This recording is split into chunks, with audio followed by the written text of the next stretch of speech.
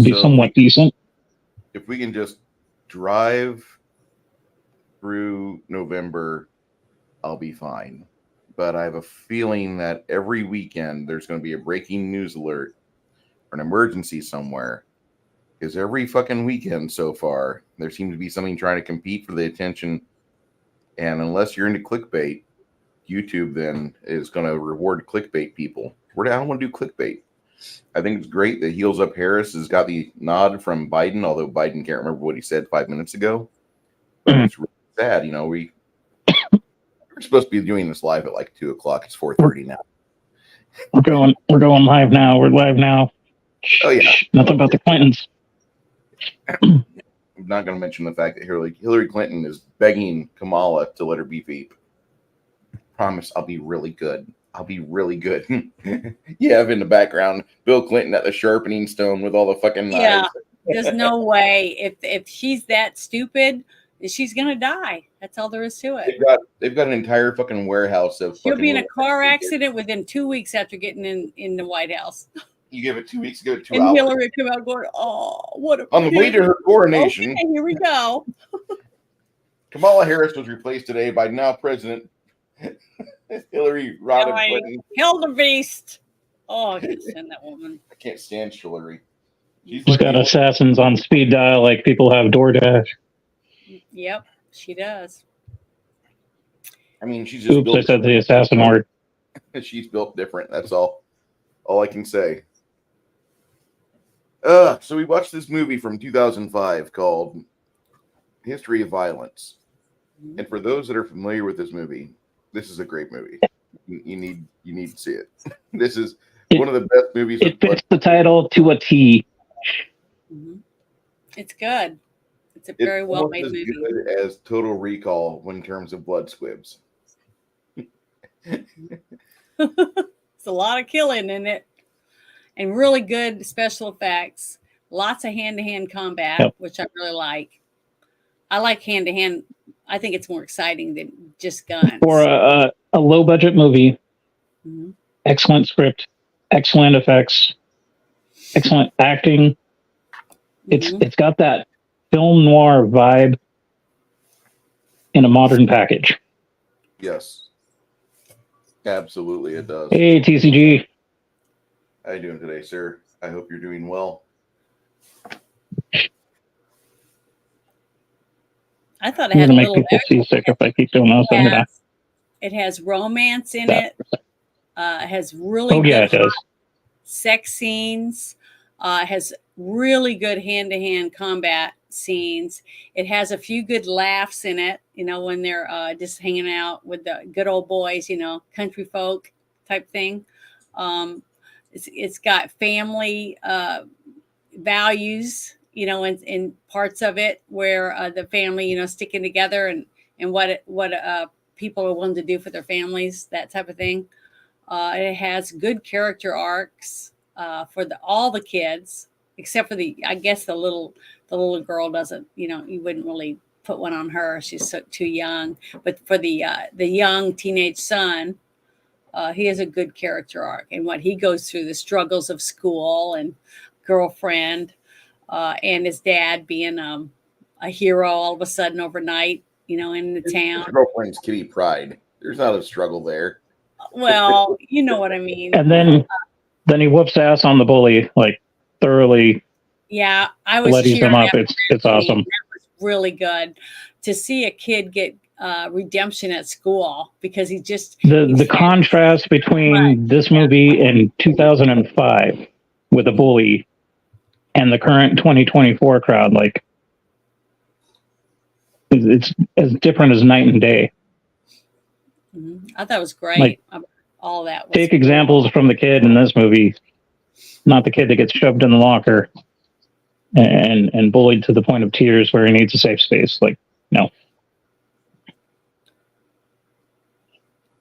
Yeah, I thought it was. Bullies only understand violence, so smash them in the nose. That's what I'm saying. I was surprised when I found out that the lead actress that plays what's her name? His wife's name? Adele? Maria Bello? Yeah, what was her name in the movie? Edie. Edie. Her character, she was the mother of a teenage son, but in real life, she was really only 11 years older than the guy that's playing her son. She had him And I was young. really surprised. Yeah, he looked really, really young. And she looked young, herself, but they did a really good job at getting him. He was a good actor. He was a good little actor. I can't remember what his name was, but he was good. The whole family was His performance was believable. Yeah, yes. All of them were. Ashton Holmes put on a good portrayal of the son. Mm-hmm. Did a really good job, and I love the little quaint little farmhouse they had. It's very believable because wasn't it supposed to be like in Indiana? Mm-hmm. Yeah, it was supposed to be like Brooks' home or something, Indiana, the little fake town that was Melbrook, but it was it was almost all filmed in Canada, in different places in Canada, but they did a really good job at having it look like a town, a rural town where they'd have cattle, farmers and other farmers that would grow different types of crops. Very rural. Fidel Trudeau has done such a good job for us people of Canada. Well, it was nice. I mean, it was really, really quaint. You had that hometown feel when they went to the downtown to go to the diner and walking on the street and everything. It just had that good. It just seemed very rural to me. It was very believable. Even the buildings, the amount of telephone poles, different things like that. There wasn't. It just didn't have a look of a big city, or it did look rural to me. I was very.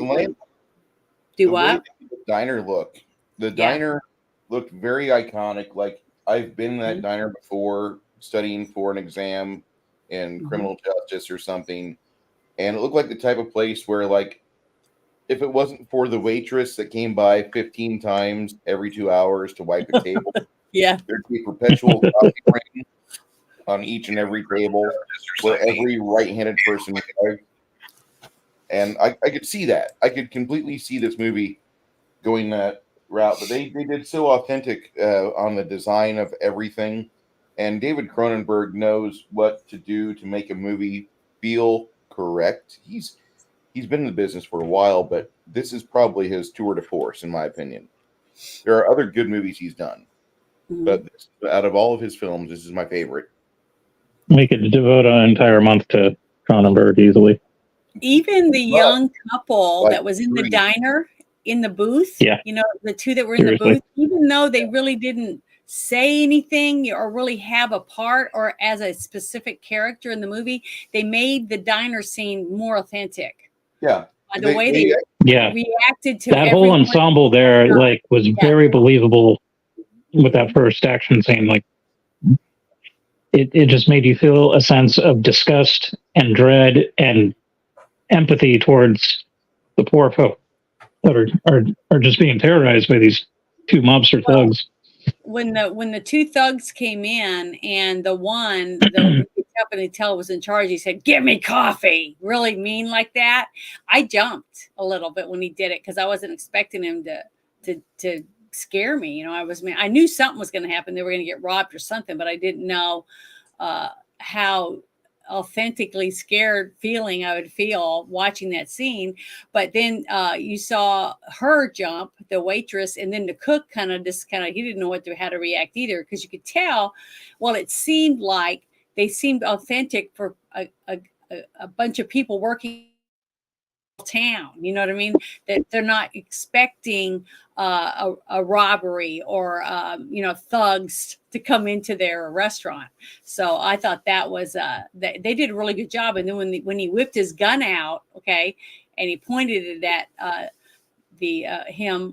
Tom's character, the young girl in the booth behind him screamed. And it was just the look on their face and the way they looked at each other, the young couple on a date, basically. Yeah. And they did a really good job. I mean, they did a fantastic job whoever the casting director was at picking each single person in this movie had a purpose. You know what I mean? It wasn't just a bunch of people walking around. Even in the mall, the lady in the shoe store, the different things like that was very authentic. The way that she went out, had to walk around the corner to find her daughter looking in the toy store window.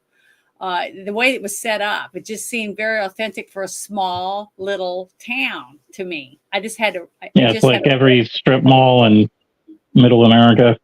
Yeah, that's what it was. Had that vibe. So it was believable. So you didn't get pulled out of where they were. You know what I mean? You didn't get, even when you pulled into the parking lot to get out, it was very quaint. It was a quaint little parking lot. It wasn't big, like you'd see Macy's and Target and all this other stuff. It was a very small little mall, like a little building, one building with like 20 stores in it. You know what I mean? That's how it seemed like. And it was very small. And when she walked in with her daughter and stuff, and then you saw the other car pull in, you just had a feeling of dread. You knew something bad was going to happen. Were they going to try to kidnap the wife and the kid? Because for me, because I hadn't seen it before, so I didn't know what was going to happen, but I knew it wasn't going to be good. So when she went in and then she's trying on the shoes, and you see the little girl looking at the little, the shoes on the little teacups and stuff, and then she just turned and walked out, and I went, oh my God, her daughter's, something bad. I thought she was going to get kidnapped, because as soon as she walked out of the store and the mother didn't see her, I flipped out. I got really nervous and stuff. And a nice little touch with that scene was the shop owner saying, "Man, you have to pay for those shoes," and she's getting all flustered. So she just kicks off her tennis shoes that she's looking to purchase and goes after her kid. And I'm thinking, oh my God, now she's barefoot. She didn't care that her daughter was missing. Yeah, that was very authentic. I thought the way that the shopkeeper acted. I'm sorry, what? No, it was very believable when she just kicked her shoes off and I'm out. Yeah. Because even though it was a small town, she wasn't freaking out, like someone was going to kidnap her. You know what I mean? It wasn't that kind of fear. It was just that she was wanting to know where her daughter went to really quickly. And so I thought it was good. I just think that this movie sells it so well because her character, for the most part, very level-headed, very prepared. She's a lawyer, and she's supposed to go into a courtroom prepared and ready for a fight, knowing what's going to be said. So she takes that throughout the rest of her activities as a person in this film. And so she does, in my opinion, act properly for how a lawyer would act. And I love the person, whoever did the costuming and stuff for her, and her makeup and hair was very simple. You know what I mean? You could tell that they didn't put a lot of makeup on her. She wore like lipstick and maybe a little mascara. Okay, her hair was just pulled in a little ponytail or a bun, and that was it. Very simple. And her outfit, was like just a white shirt with a little cheapy jacket over it, which fit where they lived. You know what I mean? When I would leave New Orleans and go to my parents' house and go to town and stuff, that's what you saw. You saw a huge drop in the expensive suits and the hairstyles and the jewelry and all that different stuff. And then you drop that down, this jeans and tennis shoes, a nicer shirt and maybe a jacket. So to me, they did an excellent job for whoever the location person was, the person that was setting up for costumes. That direction was Peter P. Nicola Kakos.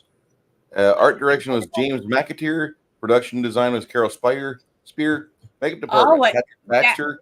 Denise, is that his wife? The Denise director's wife? Yeah, she does costuming. Okay, well, she did a great job. I mean, I thought it looked very authentic. So you could tell that a lot of them were all in sync on what they expected the vision of their director's view, for us to see. Was all together. And even though it was a small, low budget movie, you could tell that he was very, very picky on everything he did. You know what I mean? On how he did it, which made it good. that's what made it even better, because even though it was a low budget movie, it was a good movie. It was very well done. It was very believable. You wanted the characters to win. Like when that one scene at the high school when he beat the crap out of those brats, I was like, yes, I was cheering for him, because that's what you want. You want to bring emotion out in the people that are watching the movie. And I thought they did a great job. Her husband, David Cronenberg, and Miss Denise Cronenberg. That's what I'm getting, at least from here. Yeah, they were married, it looks like. Mm-hmm. That's good. They work really well together. They had the same visions, of what the outcome should be, and that I think that's good, because the director is always right. Well, continuity, you know what I mean?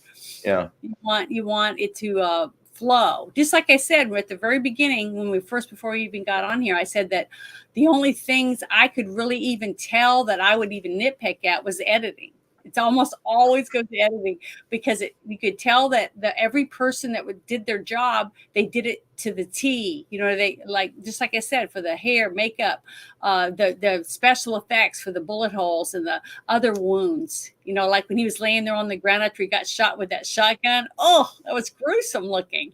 Even though I knew it wasn't real, it was still really good job. And the other guy with his nose bashed in, that looked like his nose was really bashed into his skull. They did so good with that. It was freaking gruesome. Okay, violence is not pretty. No, I know. But it was like the meme, "Are you winning, son?" but in reverse. Yeah. I just thought it was excellent.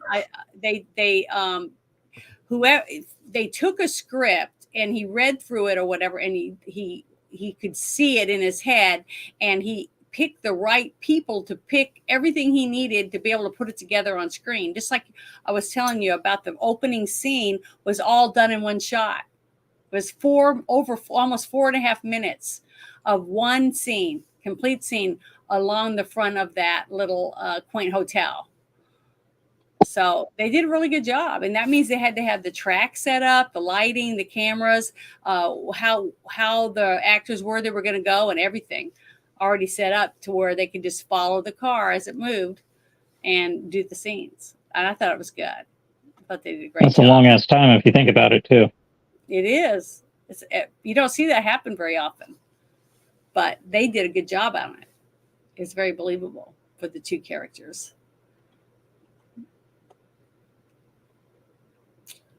And then when he went in to get the water, and then noticed the door open and the little girl came out and saw her mother dead, then he had to do something about it. He had to take care of business. And that was really heartbreaking for me. I felt really bad about that.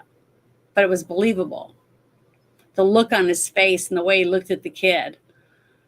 Yeah. It looked like he was determined. He was not going to leave any loose ends, even though she was just a little kid. I mean, gosh, he looked like maybe 7 at the most. So that was sad. And for someone who says they took out a couple scenes for this director because he didn't want to make it so violent. Glorified violence. Fucking, yeah, like NC-17 violence. Yeah, so I thought that was kind of funny. I wonder what the director's cut would look like. Well, apparently his wouldn't be very good. I don't want the director's cut. I want the makeup department's cut. Yeah. I want to see the makeup department edit the movie, and I want to see what theirs would be like. Would it be like RoboCop with like all the blood squibs everywhere? Well, the one thing that it would be interesting to find out if we could, I doubt we could, but now that I know his wife had a huge role in making this movie too, with all the costumes and stuff. When it came to the 2 sex scenes, right? When she opened that door and he saw her standing there in a cheerleading outfit, he was like, "Whoa!" He was excited, yeah, because it was like a little bit of fun playing around the bedroom, a little role play sex and a little rug burn sex. Yeah, and then the second love scene on the stairs, where they're in an argument and they end up using the heat of passion, to make love on the stairs, and So I wonder if his wife would say, "Hey, after that scene, when we go home, act out that scene at home or something like that." I don't know, but Sadly, Denise he Cronenberg was is very did a very good job at directing the scenes. Just like he said, he wanted to make sure that they had like some kind of pads or something to put down. So, but you could hear the the beating on the wood and stuff. bones on the stairs. Yeah. The bones on the wood. Her shoe flew off, and her skirt was getting hiked up, and her underwear was getting ripped in half, all that stuff. It was a very hot, very good scene. I mean, both those sex scenes. Ooh, the Great. vapors.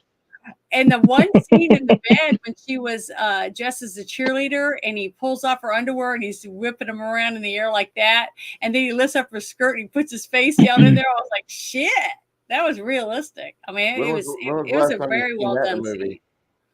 So Very yeah, rarely do we get to see like a guy go down a whirl on a woman in a film, and but even the '69, And do it believably. like that Yeah. anymore. And it looked real. Like, The way unless that you're on the doing bed, premium subscriptions, you're not going to see anything like that. No, not today. But it was that was too. Definitely would recommend a young. And this was married pre couple Game of with no Thrones. kids. Yeah, no kids around. If you watch this movie, it's like that movie. Was it 9.5 weeks where everybody started buying food and having sex in front of the refrigerator? Remember that when that came out? Okay, so it's like that. I mean, this movie could you just push pause after the scene and make out the scene, and then push play, finish it off when you're done.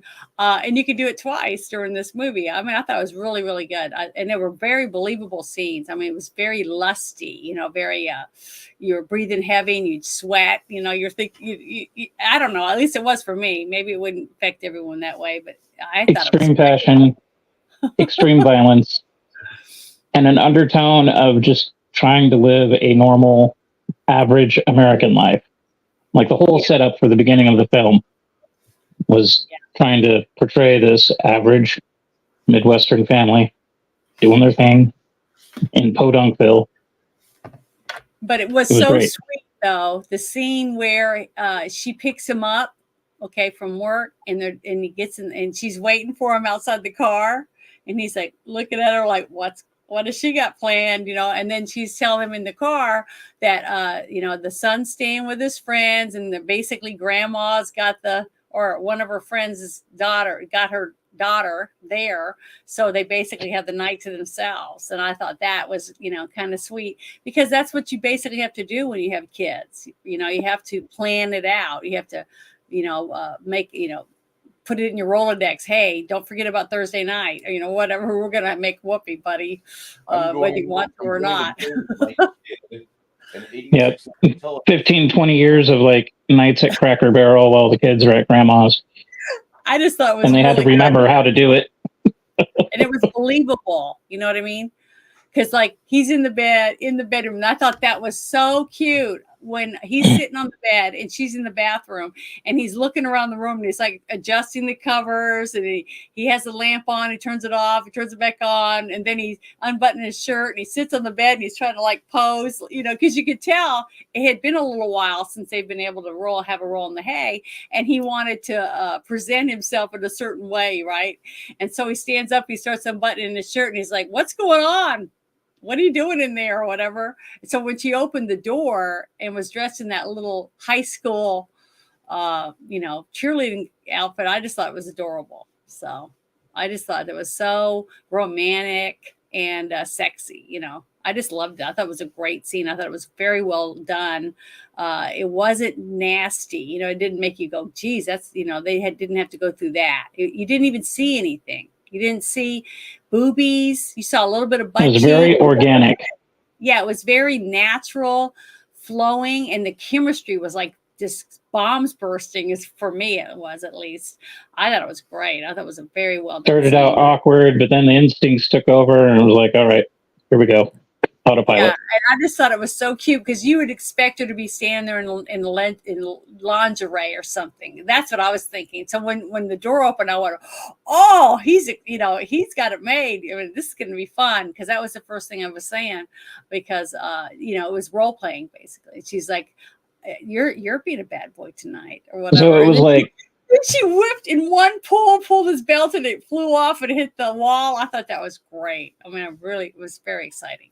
Sorry, I'm getting under 20 years ago, they were both in high school, like high school sweethearts type of thing or something.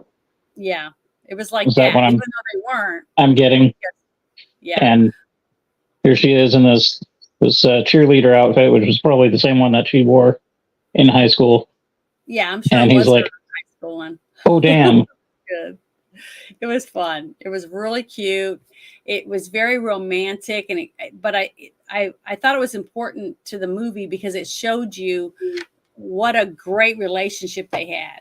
And then when she took him to work and dropped him off, and she was driving off, and they kissed and hugged, and he had the mail in his hand. He was about to take it to mail it, like a traditional mom and dad. They have a teenage son and a young daughter, and they'd have normal stuff going on. And then when he got out of the car, I think I said it out loud to you guys. I said, "Oh, she's such a lucky woman. She just had a great night of sex. She's got a handsome husband. He's going to work, and she's about to go to work, and their kids are off to school, and she's just got it made. She's got everything. She's got the American dream. That's how I got goosebumps thinking about it, because I'm like, everybody wants that. That's all you want. Your goal is to find someone that loves you. You got a good job. Your family's doing good. You got a place to live. You got everything you want, and you have someone that thinks you're attractive and wants to jump your bones. You got everything. I mean, that is the American dream, and that's exactly the feeling I got when she drives off after she drops him off to go to work. I just thought it was great. And just like you said, what was it? You said something about you're going to end up in a station wagon or something. Oh yeah, if you're having sex with your girlfriend and do it more than twice and you don't pull out, you got an 80% chance of ending up with a minivan. Yeah, and that was great for that scene, because it was just so good. It was so believable. And there they are with a Subaru minivan. Yeah, it was great, but I loved it. It made me happy for them, and then you knew the bad stuff was going to happen, because there's you contrast the scene that we're talking about with stuff nowadays and see how different it is, like thematic wise and whatnot. Well, what was this? 2005 is what you said? 2005. The fact that they could make two love scenes, not just one, two love scenes with sex, wild romping, groping, kissing, grabbing, biting. I mean, everything was going on. It was very sensual and hot, but with nothing. You didn't have to see penis. You didn't have to see boobies. You didn't have to see. There's that one scene on her way to the shower. Yeah, but they weren't having sex. Yeah. All she was doing was walking through the room, and her robe was open, and you could see her top and bottom. And you knew she wasn't a natural blonde because you made that comment. But the thing is, it wasn't gross. You know what I mean?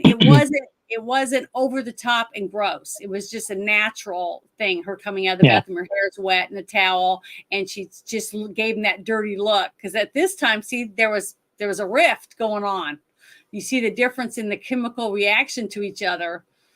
You know what I mean? And it seemed real. It didn't seem difference fake. Between that and 20 years later, where everybody has to be like sweaty barn animals. Yeah, it was just, I don't know. I just thought it was very authentic. I thought the director had a very good eye to try to portray a couple, and then that had everything. There was happy. They were still having sex, even though they had a teenager. It was just, there was romance. They loved each other. They were affectionate with each other. And then all of a sudden, this whole thing happens, and the mystery's going on in her head. Okay, he knows the truth, but he's worried that someone's going to find out about it. Okay, extra stuff going on. So the lies are coming in, and she knows something. She's thinking about it, and she knows that something's going on. And you could tell it by the cold shoulder she gave him when she walked through the bedroom after she got out of the bathroom. You know what I mean? So I thought it was very, very believable, and I thought they did a really good job at portraying the roller coaster that real couples go through when it comes to your being pissed off at each other, or he's lying, or she thinks he's lying. All that stuff. I thought it was great. I thought they did it. The director was just awesome. This is a very well directed movie. You could tell the director had his hands in everything. I've not heard you gush about a film like what In a we're while. experiencing right now. Yeah, it's been a while, and But it was so well done. I mean, like the movie, the cartoon, the one that we watched, everything about it was good except the story. There was everything you need to make a huge hit. That was So was this one. Sean Patrick Flannery, wasn't it? Yeah. But the thing is that this director had a phenomenal eye, and he knew exactly what he wanted. I mean, you could tell to the T for both the love scenes, wanted to have the pad so they don't hurt herself, but he knew he wanted this animalistic sexual attraction between the two of them on the stairs, right? And he got it. The trivia behind that was so funny. I know, but it was still good. It was still really, really good. And the director, and think about it though, it's not just them two there. You got lighting, you got a sound guy holding the boom, you got the director, all of it. Everybody's standing around watching it, but they did a good job. And you got to remember, they had to do it from the bottom of the stairs and then getting the crook, the little corner in the stairs, looking at the couple up on that landing, the stairs and down the stairs. So they had to film this multiple times to put it together to make it look like one hot scene, but it wasn't. It was multiple. And it wasn't like they were just crawling up. There was pulling and wrestling and tugging and all that. Choking, everything was going on in that whole thing, but it was so good and so believable. I mean, my blood pressure went up almost immediately when he first grabbed her at the foot of the stairs. I mean, it was just a really get your fetish bingo cards going. You may not have everything. All right, Notification Squad. Janet is having a good time here. This has been a banner weekend for you from yesterday's stream and today's stream. Yeah, it was good. It was really good. It was very well done.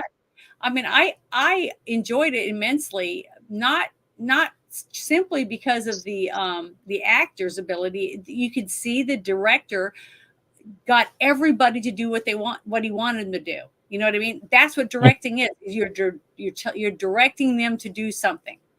And whether they do a good job at it or not is either the director's fault or it's the actor just sucks or the story's shit. But see, you had a great combination. You had a great director, excellent actors, and a wonderful story. And they were able to put it all together because he had all the right people in the right places to have it come to fruition. And it paid off. I just thought it was very well done. And then not far along the way, you had a fuck ton worth of squibs and like ultra violence, and it was crazy how frenetic it was. But at the same time, like, you don't want to turn away because you might miss something. Exactly. And when he walked down the stairs and he saw his wife sitting in the chair with her head down, he instantly knew something was wrong. So that was another thing I really liked about it. Their relationship was so authentic. The way the body language and all that. Yes, and the way the director was able to pull that out of both of them, and the teenage son, between him and his father. They were excellent. Yeah, together. It was excellent chemical. It was cliche in a way, but it wasn't. Like, you got the whole small town feel, the kids getting bullied at school and stuff, but it wasn't that canned cliche. It was like familiar tropes. We all not done in the standard Hollywood cliche. Yeah. And it was real to me. It seemed more realistic because the son didn't say anything to his parents. You know what I mean? Because they don't.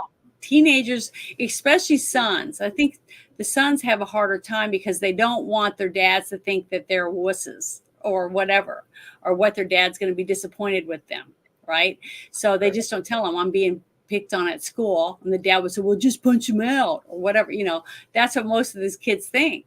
So I just thought the way that the back and forth of how he was with his dad. Like when that one intense scene when he said, "Yeah, you just shoot him," like that, and then he slapped him. I started crying because it was so sad, that whole interaction between them. It was very believable. Even the look on Tom's face when his eyes got wide when he realized, because he reacted out of anger and he just smacked his kid in the face, and then he was like, "Oh, I can't believe I smacked my kid," and he felt like shit. And then that's when the son ran out and started running down the street, in the rural area, and that's how they ended up picking him up on the side of the road. So a little bit of Joey just kind of creeped out in that scene. Yep. And you get a hint. It was sad. At what Joey can actually do. Mm-hmm. And the first time I watched this movie, I didn't want to believe Joey was a real person. I wanted to think that Viggo was just like a regular John or Tom or Jay or whatever. He wasn't, some guy with a background in organized crime. He wasn't some, potential thug. I'm just a cook. He was just a guy that he was really good with a pistol. And when he fell on the ground of the cafe, he still emptied the fucking magazine in the back of the schlup and knocked him out the fucking. Yeah, it was like five shots. Yeah. And the dude going through the door. And he had a knife sticking out of his foot. Yeah, that was an intense scene. That was really, really well done too. Yeah. And see, people don't realize. Back onto that rough sex scene, like he had gotten shot in the shoulder. Mm-hmm. He got stabbed in the foot. And then he had rough sex, which wasn't really make-up sex. It was like, I'm pissed off at you, but we're still going to do it sex.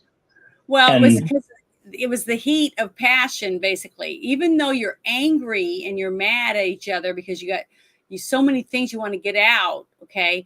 But when you're fighting with someone in close, a close area, face to face, basically in each other's face, and gotta pop that pressure valve. Yeah, you just get to, sometimes it gets to a point where you just grab each other and just start ripping each other's clothes off. And then afterward you go, hey, that wasn't so bad. I think I can get over it. When I first saw this movie on, I think it was VHS. We had rented it on VHS. Mm-hmm. And he had gone through all that shit. And then he still has the sex scene with Maria Bello. Like, I was just thinking, holy shit, this is like so crazy and intense. Everything is like concentrated emotion. Yeah. It was like, and like how, ready to explode like a firecracker. How does he have the endurance to put up with all that? Because like I'll stub my pinky toe on a coffee table and I'm like done for the day, Thanks for coming out. He was trained. That's why. He was gonna milk a beer and take some Motrin. But see, he was able to do it, and he was able to stop and calm himself. His blood pressure didn't even look like it went up. You know what I mean? Yeah. He had a natural reaction when he saw the things happening, and he knew something bad was about to happen. He didn't know those two gentlemen, but he knew by the way they acted and the way they spoke that they were nothing but trouble.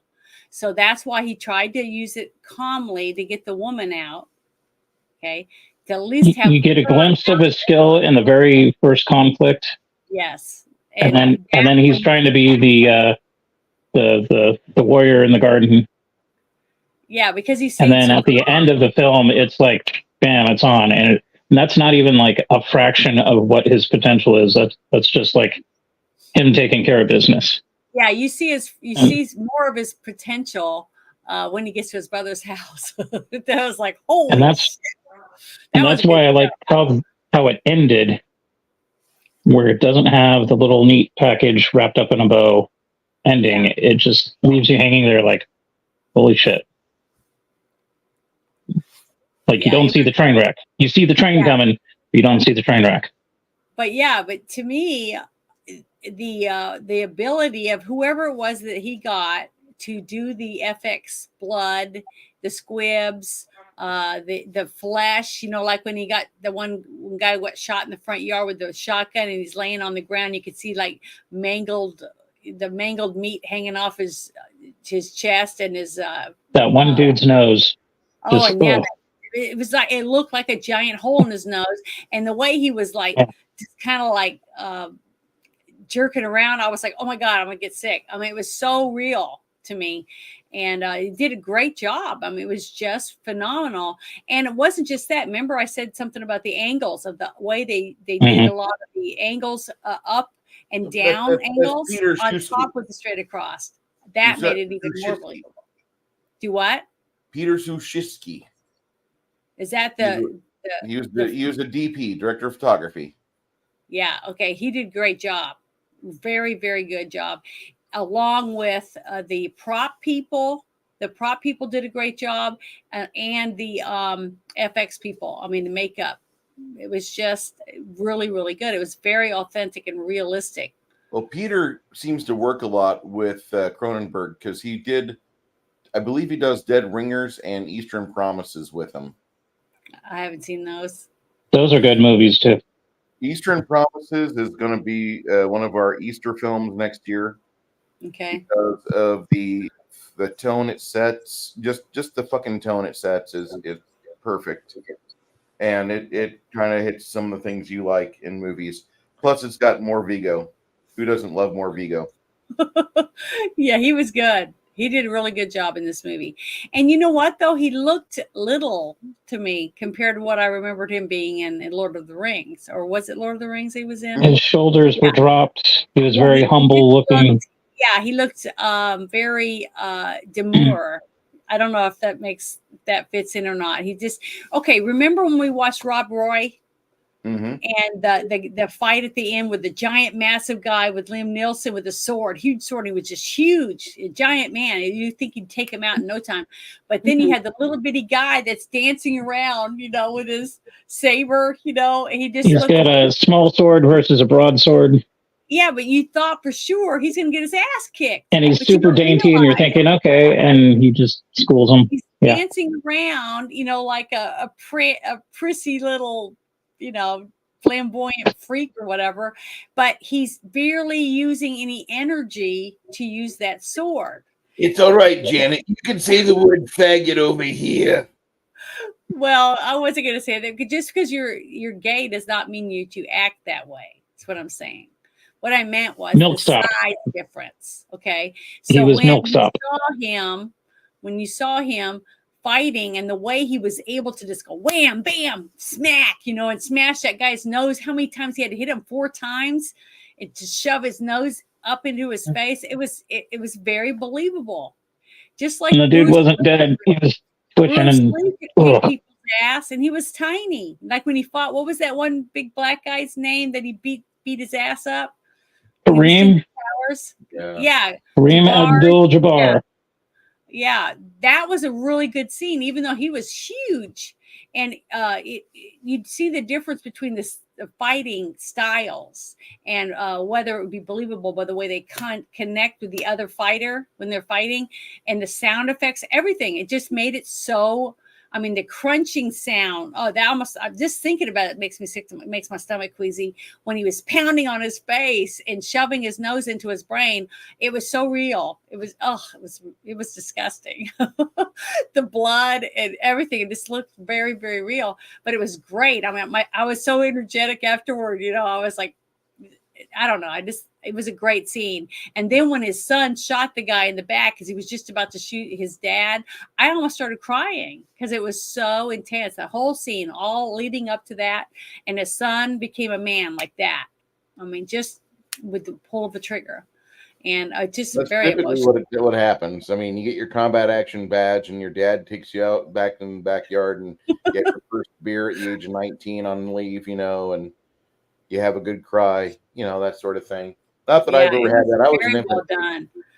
So you know what though, this movie made me wish that more directors actually knew more about the script. Like when you have someone writing a script about a Marvel comic book or a DC comic, and the person writing the script loves the comic book, the script's going to be better because they're putting their feelings on the paper. Okay. And then when you That's have a funny. director that reads the script and can feel I don't know, can feel the character coming off of the paper, and then they put it on screen for you to feel the same way he felt when he was reading it off of the script, that's when you're going to have a huge movie that it's moving. You know what I mean? And I'm so tired of watching shit that just looks like they hated it. They hated the characters. They hated making this movie. They just wanted the money. You know what I mean? Mhm. And this movie, by watching this one, I'd never seen it, never heard of it. And I got to watch it with you guys, and it was so good. I mean, it was so well done. I mean, just screen after screen after screen. You know, it was. I was drawn in. I loved the characters. I wanted to see them win. I wanted to see them be successful. I wanted to see the husband and wife get back together. I wanted them to fix their rip in their marriage. You know what I mean? Because he lied to her at the beginning. Okay. Now, over time, I do over the years. What are you talking about? well, at the beginning, he lied to her by not telling her who he really was, making up the stories about him being adopted and blah, you know, that shit. That's what I'm talking about. But years later, when the babies start coming and the work comes, they don't talk about that shit anymore because that's the past, right? Mm-hmm. And that's his life. That's who he is. He gets up every morning, goes to work, comes home, he eats dinner like the little daughter when she got his plate. Oh, it was so sad. I'm gonna get emotional thinking about it, but it was so adorable when he's looking at her and she gets his plate and puts his knife and fork, you know, on each side, and he pulls his chair out and sits down. And that meant they were going to work on it. That they were still Brett's whole, comment they were had a family. What kind of answers the feeling that I had, because I was going to say, like, some of the scenes were very like graphic novelish. Mm-hmm. You got the different angles and the way everything is framed. Mm-hmm. And now that Love it's that. a graphic novel, well, then that makes sense. Yeah, but see, that's what I loved about it, is because it pulled you into it. You know what I mean? It not just the angles and the shots. It was the acting, the authentic scene that they were in. Even that, like what we read, the diner was all done on a set, but it didn't feel like all it the at details made it believable. Yes, they did a great job at making even From the street, the crappy ass wallpaper that I could imagine my grandparents having. And that's exactly, I said that. Oh my God, that wallpaper is terrible. I remember saying it, but but I wasn't thinking about it being a set. You know what I'm saying? I was thinking about it being a real place, a real home, you know, that type of thing. I just loved it. I thought it was just so well done. I really loved it. And then the scene when he gets that phone call at the end and he realizes, you know, I got to go. Now, I didn't realize, I couldn't freaking believe it was his brother until they had the conversation. I thought it was the big guy, you know, the huge guy that runs the whole mafia, you know, business or whatever. And he knew that he didn't want him coming to his house. So that's why he would pack a bag and go, because he knew he had to the previous comments made it hinted like his brother disappeared.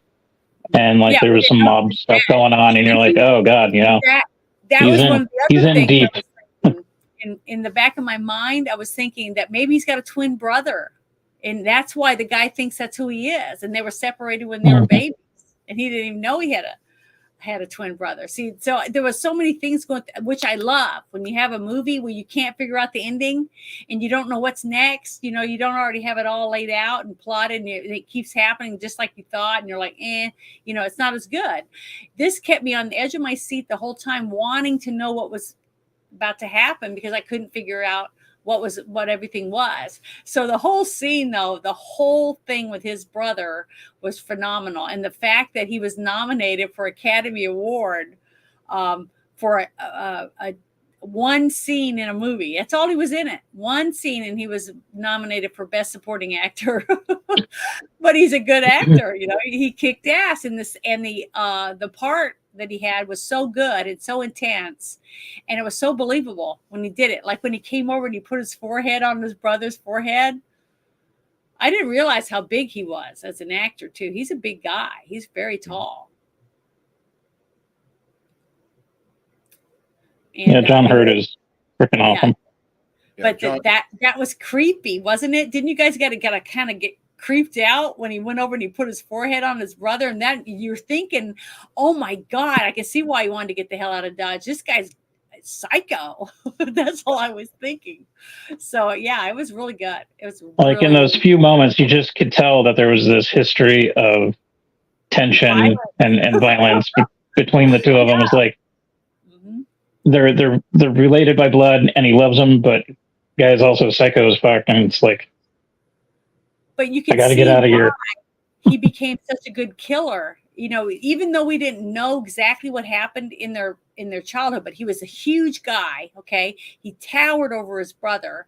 Basically, he could pick him up and probably snap him in half if he wanted. When he was little, like he said, I tried to kill you when Mom brought you home from the hospital, but Mom stopped me and then whipped the crap out of me.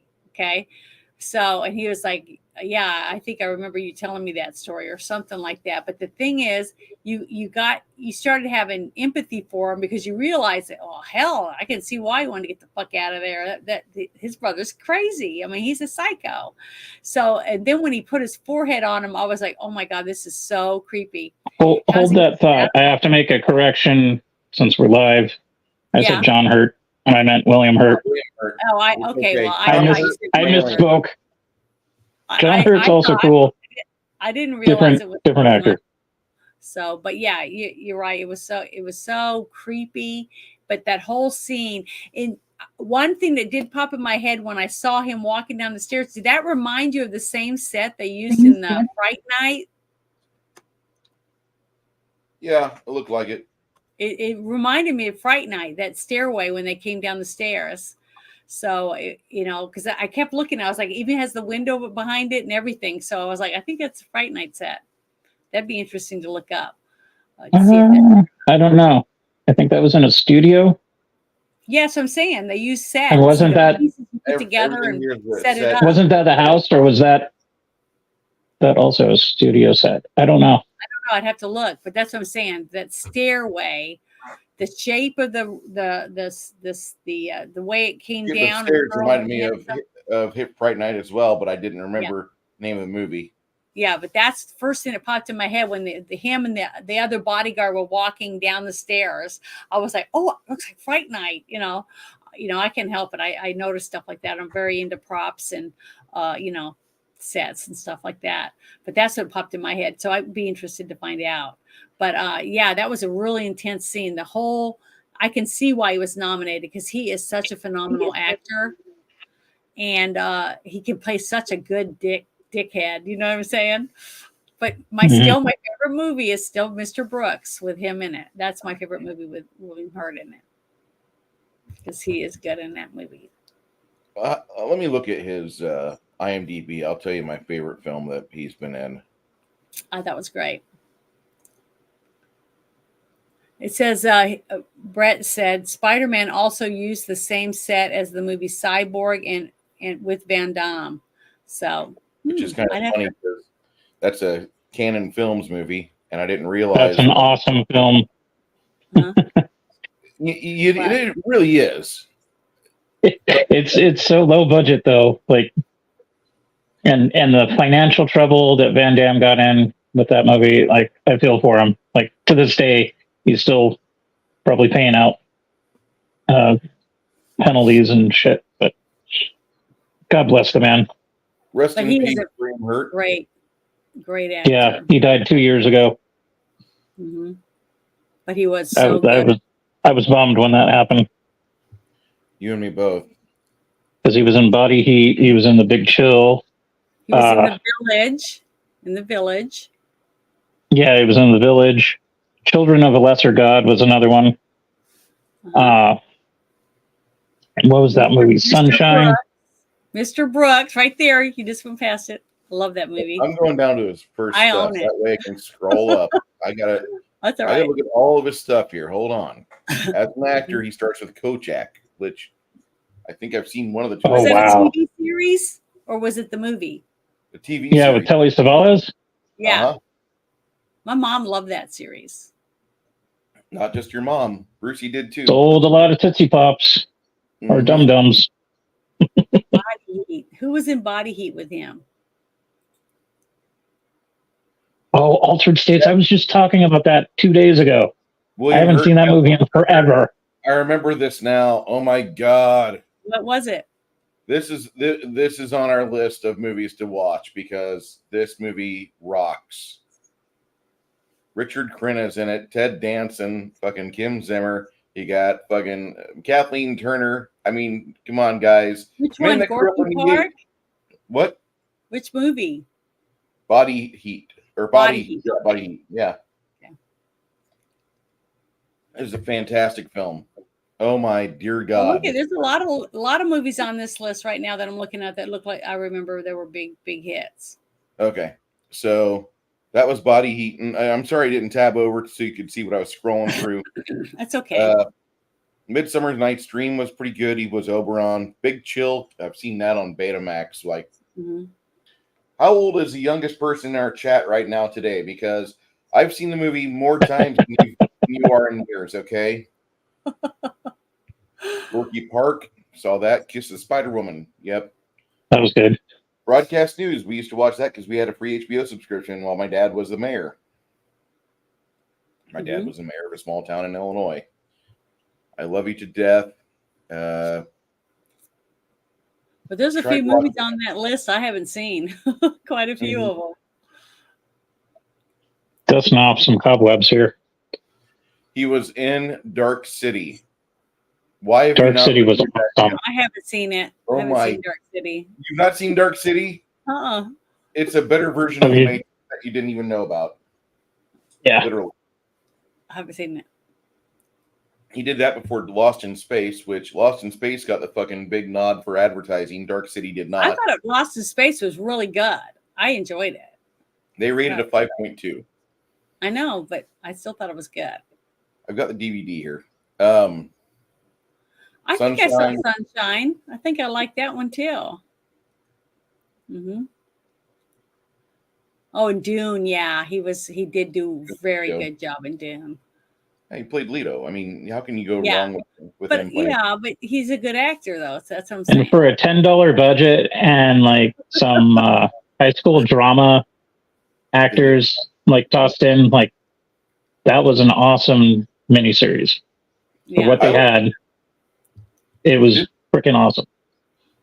I've seen their Frankenstein. This is actually a really good version of Frankenstein because they took their time telling the story. Yeah, that was good.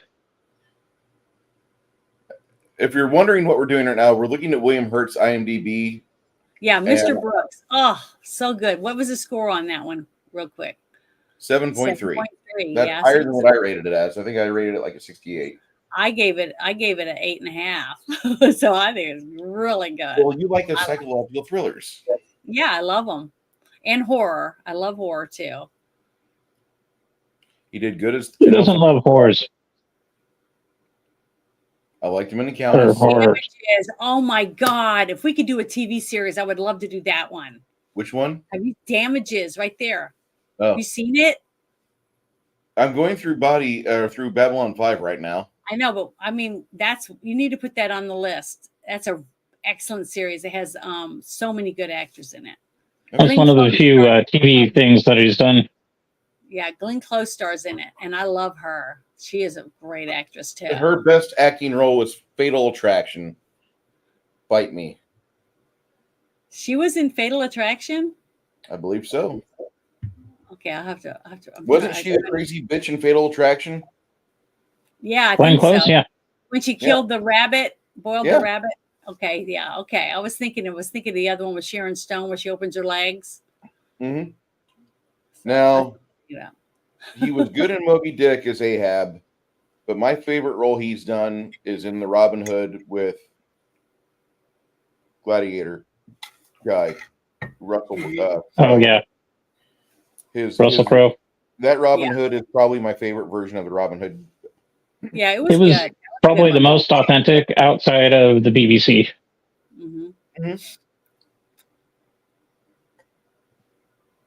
Yeah, Bonnie and Clyde, I thought was really good.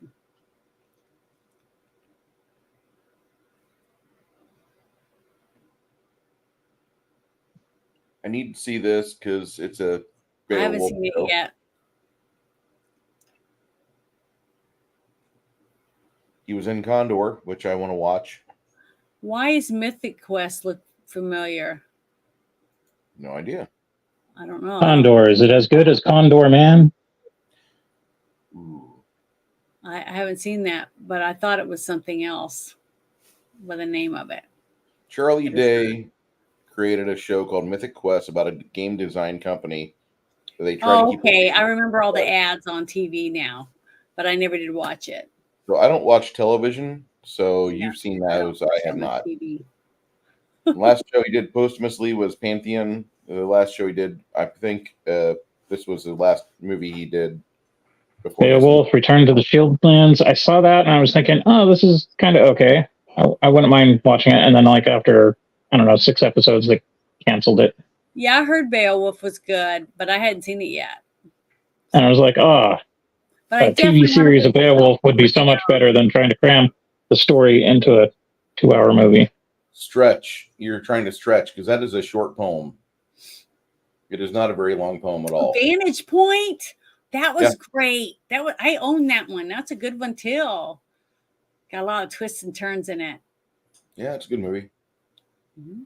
All right, so that's all the films that William Hurt's done, Yeah. and we really mourn. By the way, this week has been a banger of a week. Mhm. If you like celebrity deaths, you might have had your Deadpool payout. Celebrity Deathmatch. We lost Bob Newhart, which was good. He was a great actor. He's Mhm. also 94 years old, and he wasn't exactly the healthiest specimen of our Yeah, time. but he lived. That's a good, healthy, long Right. life. Who would 94. want to live to be Oh, 90? yeah. And all the work that he's put in television, like, his Bob Newhart show was awesome. Mhm. The ending was classic. Oh my God. He wakes up next to Plachette, Mhm. and then he's like, I had a weirdest dream. And then he tells her, you should wear sweaters more often. Because his wife wore sweaters all the time, and she looked hot. She was really hot in that show. You got her and Julia Duffy in that show, and they're if you like your Germanic women, there you go. Then you had Larry, Daryl, and Daryl, which Oh, Papa Cotton just said something in the chat that was funny because you and I talked about this the other day, I think. she recreated her Basic Instinct scene a few days Oh, ago. God, I tried not to watch that. I didn't I tried watch so it. hard. I saw some pictures and I read a bunch of comments and It was blowing up, and then I'm like scrolling through X, and somebody had posted it, and I was like, oh. I didn't. And then her comments on the assassination attempt, like, for fuck's sake. Mhm. Yeah. I think I do have some footage of that, or at least a picture of that. Let me see if I can pull it up. But she would have wore the same outfit she wore in the chair and did her hair the same way and tried it. It probably would have looked a lot better. But her wearing the lingerie just was not. The lingerie was not. Yes. I didn't make Yes. it look better. Thank you, Twitter, for coming through. Yeah, Twitter's got everything on it, or X. Yeah, well, after that, I'm never going to eat at Arby's. I'm just saying. What is this supposed to be? Kind of gross now. He's saying that's what she looks like now. That's when you're like, okay, she's I thought it was a real picture of her. She looked really good. She's starving for attention. I'm sorry. I used to like her back when she was in her like Basic Instinct and Total Recall days. Quick and the Dead was probably her last huzzah where I fapped off. But I mean, yeah, this year, like when I think of like that was 95. Recreate. So that's like yucky mangled meat. So almost 30 years later, Disgusting to think about it. That's terrible, though.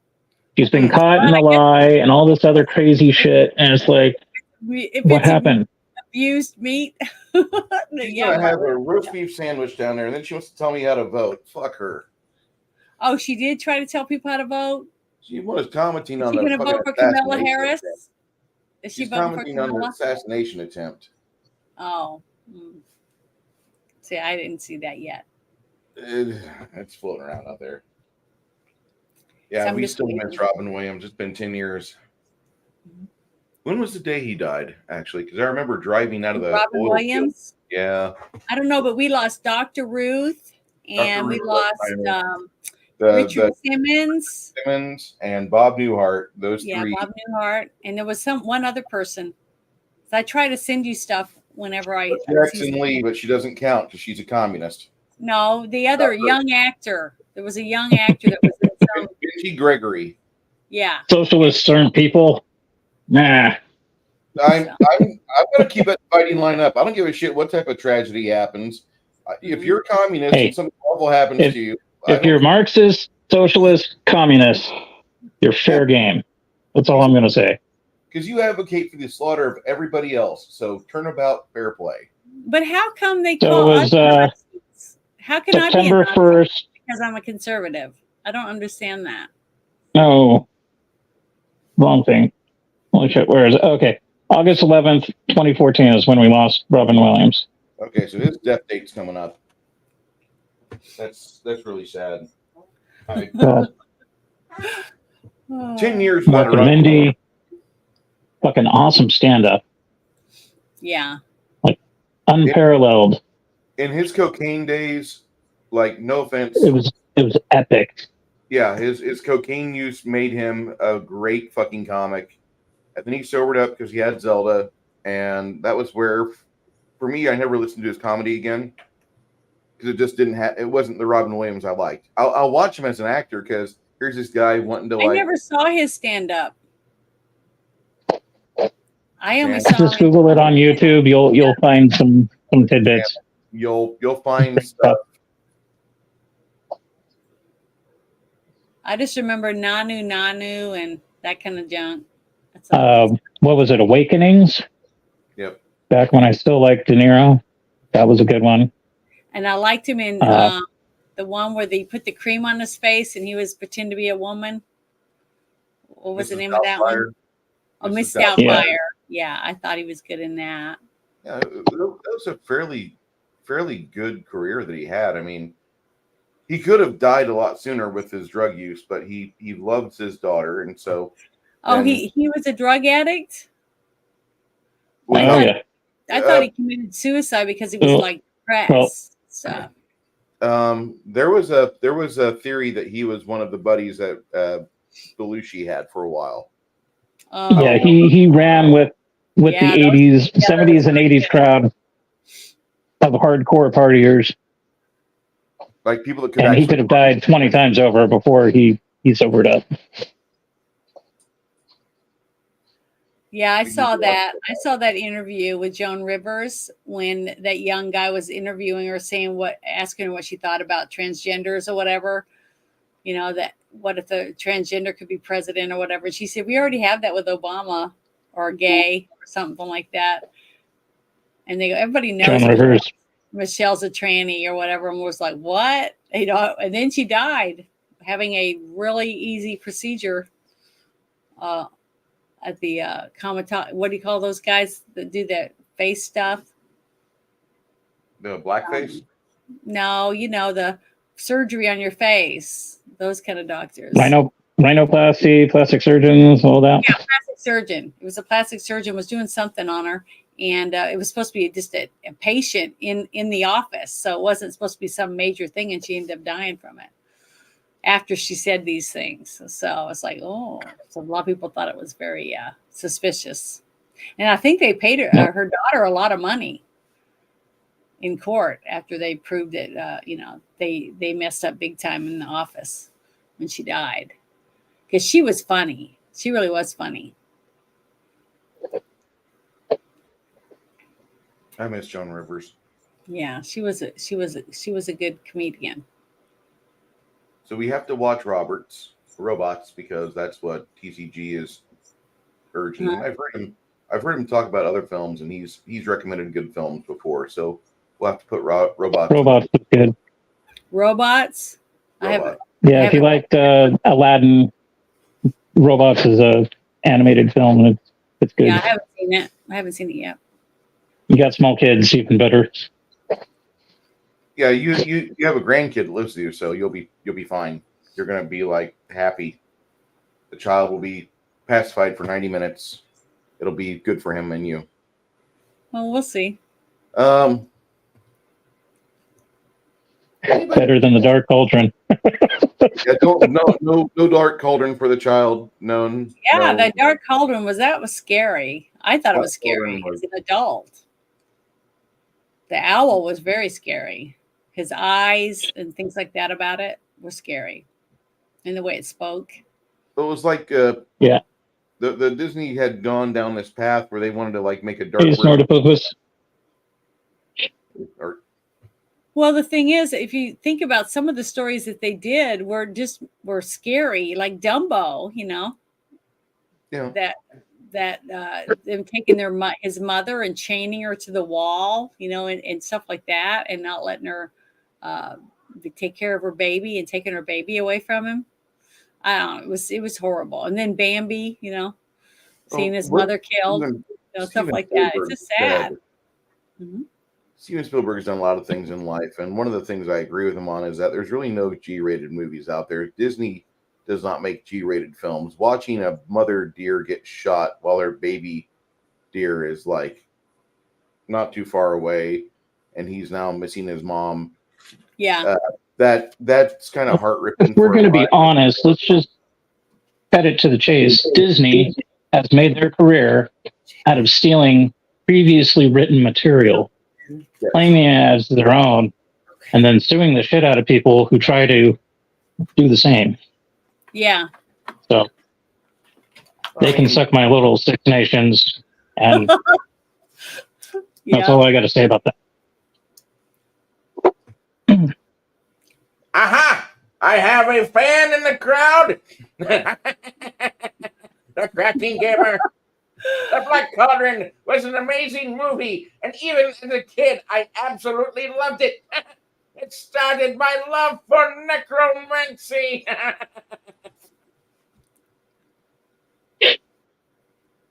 Oh shit! I love the internet. You guys are awesome. Thank you.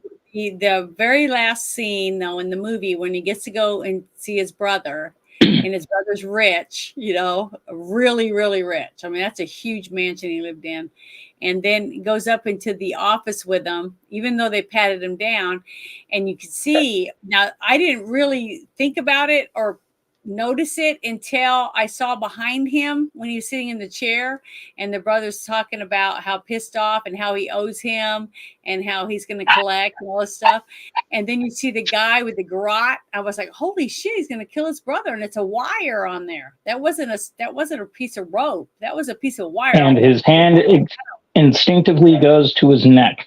Yeah, to prevent his neck from being. He did that. He put his hand up like that.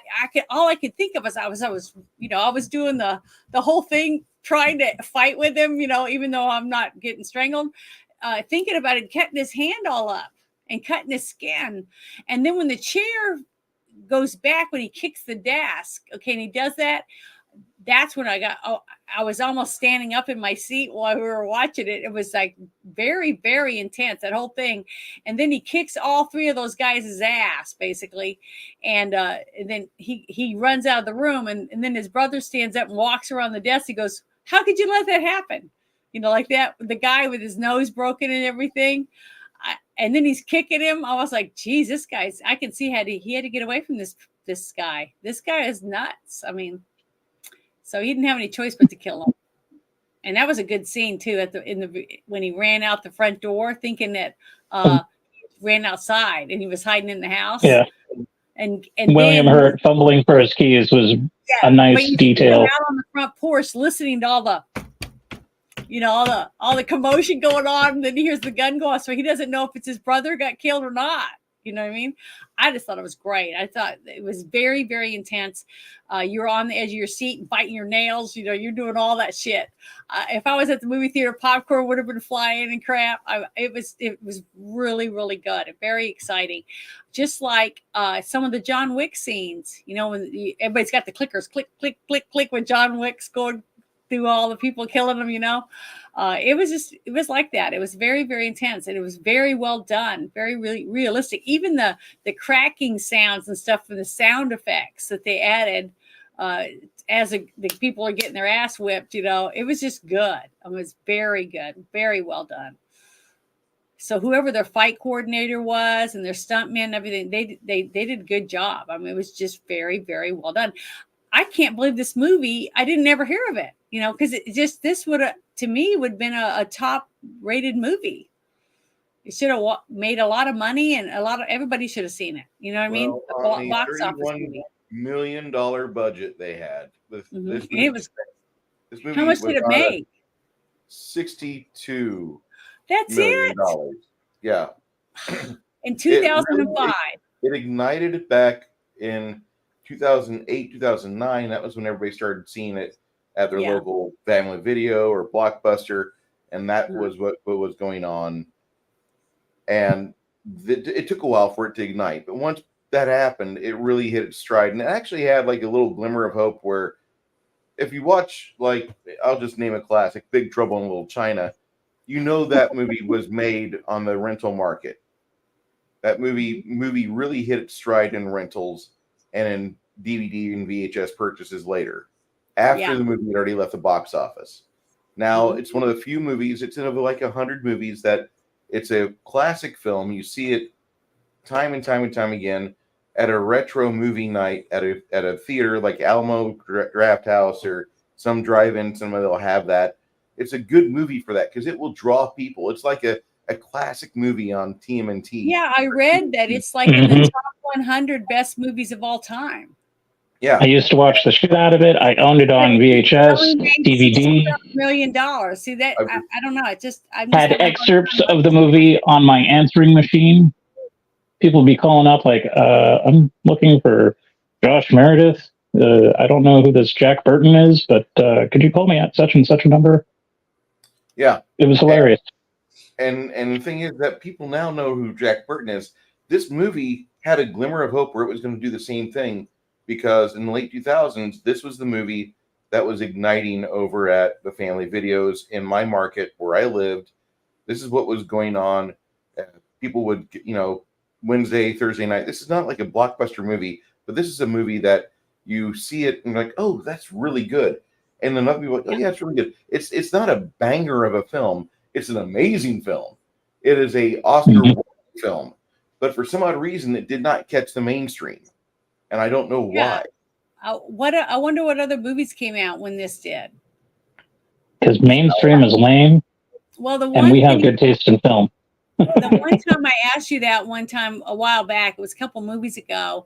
I was like, how come this movie wasn't a smash at the box office? And when you started reading off all the movies, I was like, well, there you go. There was a lot of competition back then. It was an 80s, I think, movie, or 90s, early 90s movie. But this came out in 2005. So I don't know what the movies were like, but anything after. Okay. Well, this was post Lord of the Rings. Yeah. Yeah. And let me just tell you the first 5 films that came out that year. You had Star Wars Episode 3, Revenge of the Sith. Mm-hmm. You had The Chronicles of Narnia, The Lion, Witch, and the Wardrobe. Oh, yeah. Uh-huh. Harry Potter and the Goblet of Fire. War of the Worlds with Tom Cruise. Okay. And King Kong. Yeah. King Kong was good. Yeah. And number 8, you had Batman Begins. You had Charlie and Chocolate Factory at 7, Wedding Crashers at 6. Yeah. Well, that's why. Madagascar was in number 9, and Mr. and Mrs. Smith was number 10. Oh, I went and saw that one. So you can. I think I got that for my birthday or Christmas or something like that. But yeah, it had a lot of competition. This movie was up against a bunch of good movies, so I can see why that would take a big chunk out of it. Yeah, this movie didn't really have a chance. It had a chance with a movie watching public, with people that are cinema enthusiasts, but it didn't have a chance with regular Bob and Joe normie. They wanted Batman Begins. They wanted to see Star Wars Episode 3. How's it end? They wanted to know. They really just that's the society we live in now. Like Titanic is still seen as a movie that many people get like romantic feelings about. Oh my God, it's such a good movie. Fuck you, the boat thinks. Like, it's as predictable as the Passion of Christ. I mean, we all know how this shit ends. We've all read the book. We've all experienced Easter. Well, two things that I was able to find, and I wrote it down. It said that in a 2014 interview with Mortensen, he said that he had read Josh Olson's original version of the script and was quite disappointed. Yep. It was in 120 odd pages of just mayhem, kind of senseless, really, is what he said. He only agreed to do the movie after meeting with the director and who reworked the script. So, see, that's why it's important to have good actors that you envision playing a character, right, or one of the major characters, and then being able to listen to what they feel and what their forethought would be in the movie. So when you have a director that actually listens to the actors, the other people that are going to help make the movie, you're going to have a better movie. You're going to have a better quality movie because they're taking, like, what was the one? The Boondock Saints. Remember, they said they did a lot of that too. Is that the director listened to the actors and made little changes, like with the, what was it? Was that the one with the cat that just showed up and they put it in his lap and they used it in the scene? Was that in that? No, that was in The Godfather. Okay. Yeah, Godfather was, how good that movie was too, because Yeah. you had a director that listened to the actors and did different things to make it more authentic. And that is every movie. If you can go back and listen to some of the people's interviews and things like that, things that they did with the actors, like there was another one where he would go and he'd eat with all the actors and stuff like that. That was Coppola, wasn't it? There was quite a few that of different directors who did that. And to circle back on the whole Sharon Stone Quick and the Dead. Yeah. So, what was the name of that dude that had the bartender whose daughter was being harassed by the gunfighters? So the director listened to his argument, like, I wouldn't do that if that was my daughter. And they role played the whole scene. They hired Bruce Campbell to take the fall, and then they cut it out and continued on with the process. Mm-hmm. Yep. And so, in a way, yes, he listened to the actor, but it didn't fit the vision of the film. And that's why you will see Bruce Campbell listed in Quick and the Dead, but not be in the film. Yeah. But at least they added it to the later on so people could see it in there. Sam Raimi, that's all I'm going to say. But to me, in the movie American Werewolf in London, I think that was one of the ones that we talked about. There was a bunch of the actors had lots of input on different things that had to do with the character they're going to portray. And then sometimes, what was that other one that, remember, the two actors got to ad lib a lot in the movie? Oh, God, I wish I could remember the name of it. I'm so bad at that. But they ad libbed a lot, and it made the character authentic. And he was, I think it was Boondock Saints. And no, it was the one where they were trying to chop his finger off, and it had Suicide Kings. Yeah, Suicide Kings. Remember? He let them do a lot of stuff in that movie, and I think that has a lot to do with how good they work together, the actors, and how believable they are when you allow them to be a little more authentic themselves. They put a little bit of their own personality or the way they view the character. I think it just makes the movie that much better. Like the chemical attraction between the two lead actors in this movie that we watched is why it was the sexual tension was really high, in this movie. And then the weird attraction between the two brothers, there was just a lot of good chemical, a lot of extremes. It was a lot of extremes, but it was believable, to the everyday person that was just watching it, like me being pulled into it and wanting to watch every single snap that went past because I didn't want to miss anything. I was trying to put everything together and how come he was what he was, and why he wanted out so bad that he was willing to kill himself basically to start a new life. And then he fell in love and got everything that he ever wanted because he gave up that life, which I'm sure had money in it. If his brother ended up being that rich. They had to have a lavish lifestyle of some sort, lots of money and alcohol and women, like he was talking about. He could have had any woman, all that type, but he got the best woman of all, one that actually loved him for who he was, and loved being with him and wanted to give him children, that type of thing. Just like I said, the American dream. And he had that. He didn't want to give it up. And the fact that he went back, and had his little daughter set his place at the table, I just thought it was great. It was a good ending. I really liked the ending of the movie too, because it gave you hope for the future, their future, which I loved. Sorry, I'm so while you guys are here, and if you guys could, I need you to put your scores in the chat for the people in the chat.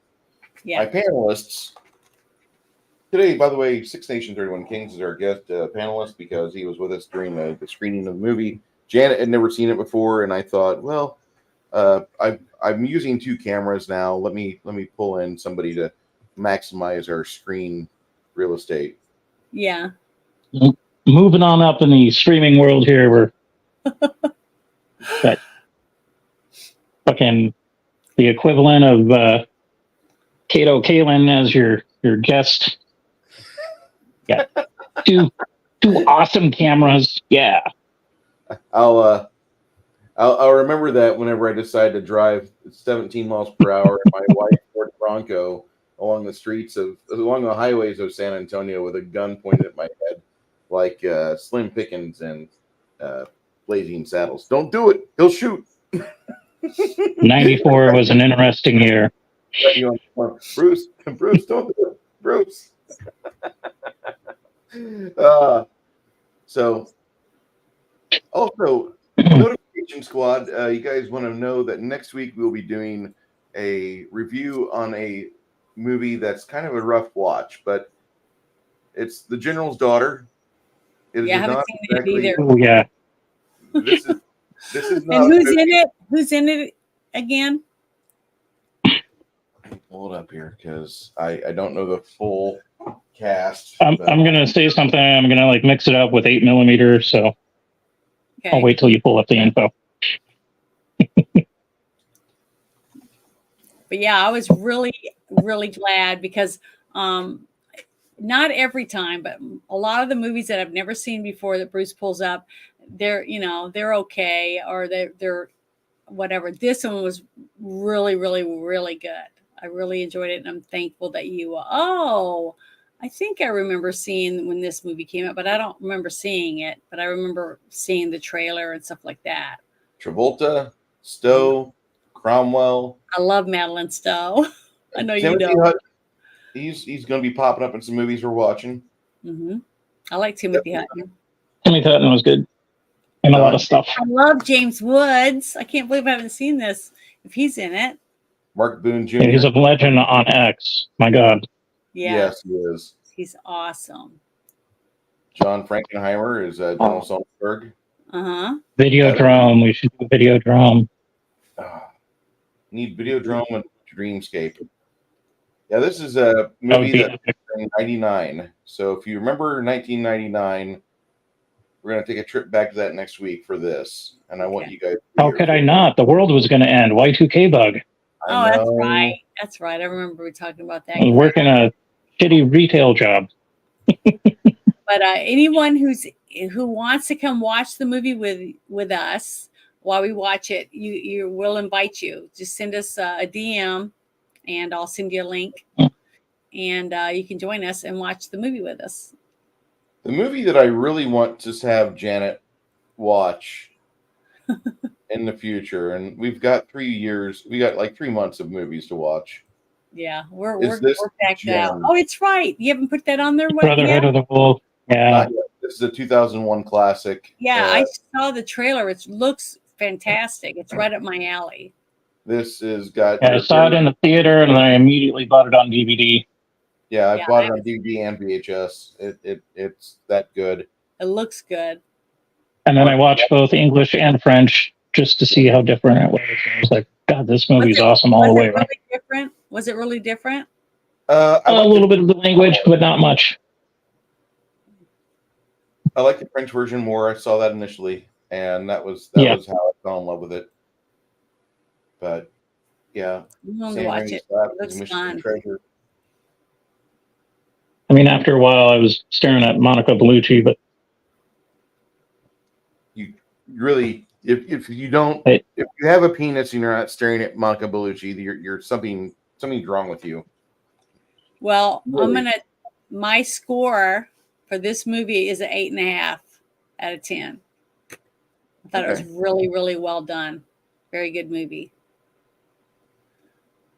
There was just a few here and there editing mistakes and that has nothing to do with, the action or the script or anything like that. So I can't take off for any of that. That has to do with a person that sits there and cuts pieces out and puts it back together. So, and it's sad sometimes when they really chop it up. They didn't do it too bad, but you could tell it definitely made a few mistakes here and there.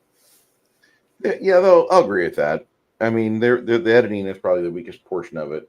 Yeah, that's it. It's usually that. I hate to say that, but that's why when you get a really good editor that they're booked. They're solidly booked. That's a very good job if you ever want to get into movies.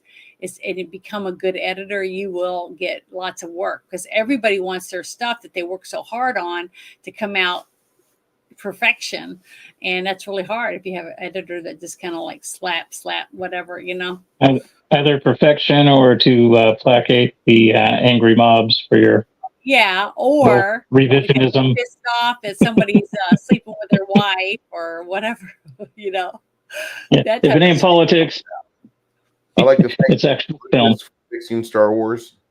Mhm. I'd like to thank Mrs. Lucas for fixing Star Wars because I've seen the deleted scenes of Episode 4, and I would not have stuck around the theater.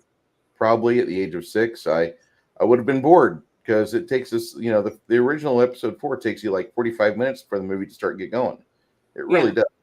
It's not a fast moving manic action movie. It's a movie that takes its time, gives you, Luke, and you get to learn about the gay robots, and now they're lesbian robots apparently, but whatever. Anyway, so the movie takes its time, and with the deleted scenes taken out, that was like an hour and 15 minutes before the movie starts really going. Yeah. And I'm so thankful his wife was good at editing. That's just, if you're an editor, if you're good at editing, continue your trade, because eventually maybe you don't want to be a custodian in your full life. Maybe you do want to be a production designer or editor for a couple of YouTubers or something, and maybe eventually graduate and go into quote unquote professional film or whatever. But Yeah. editors are a necessary part of the media world. Mhm. So if it's something you have time to hone and perfect, go into it. It'll pay you Be back. passionate about it if you're going to do it. Yeah.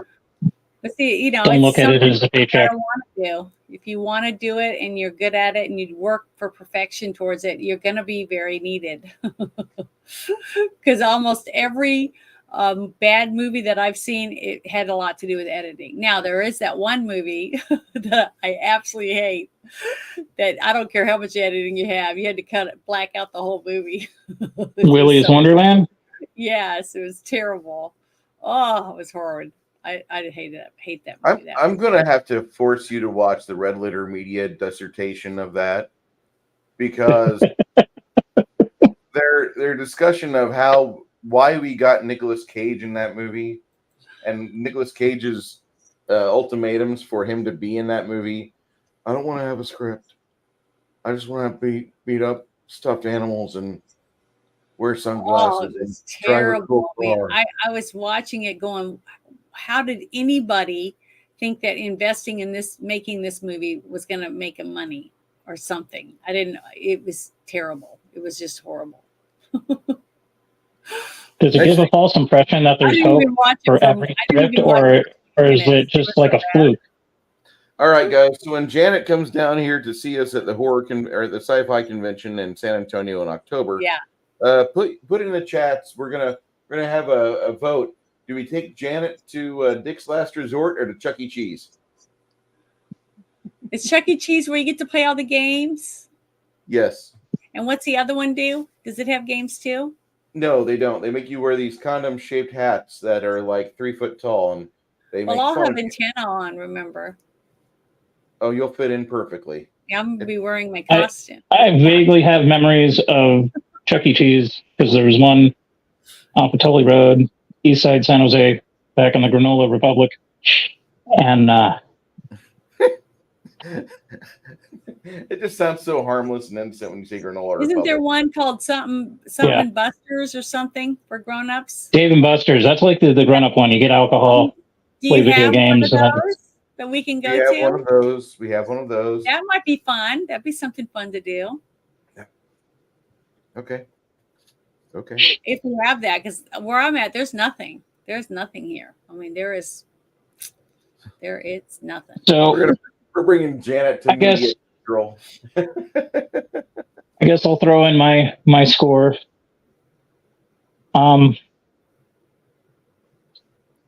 It's interesting seeing it again and how awesome it's held up. And I would give it at least 80 to 85 out of 100. Yeah.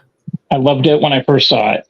It had gratuitous violence, awesome sex scenes, Yes. great acting. The script was great. It had that film noir gangster feel to it, but it was updated. Yeah. Yeah, I didn't have to go travel back 50 to 80 years ago to get some really good noir feel to it. And then finding out that it was like on a limited budget Yeah. and they did that awesome. Like I was amazed. So yeah, Yeah. I'm going to say 80 to 85 on a scale of 100. You and It I was well written. the same too. We agree a lot on the different details. I think we probably really would enjoy a lot of the same movies I think so. because Like, it's funny. My top A lot of them are like, 90% to almost 100, if not 100, would be like, The Thing, yeah, freaking Big Trouble in Little China, the original Evil Dead trilogy, hmm freaking why can't I think of it? They Live. Like, it wasn't the greatest written movie. It was basically John Carpenter bitching about Reaganomics, but it was such a classic film, yeah, and it speaks volumes. Yeah. It was a good movie.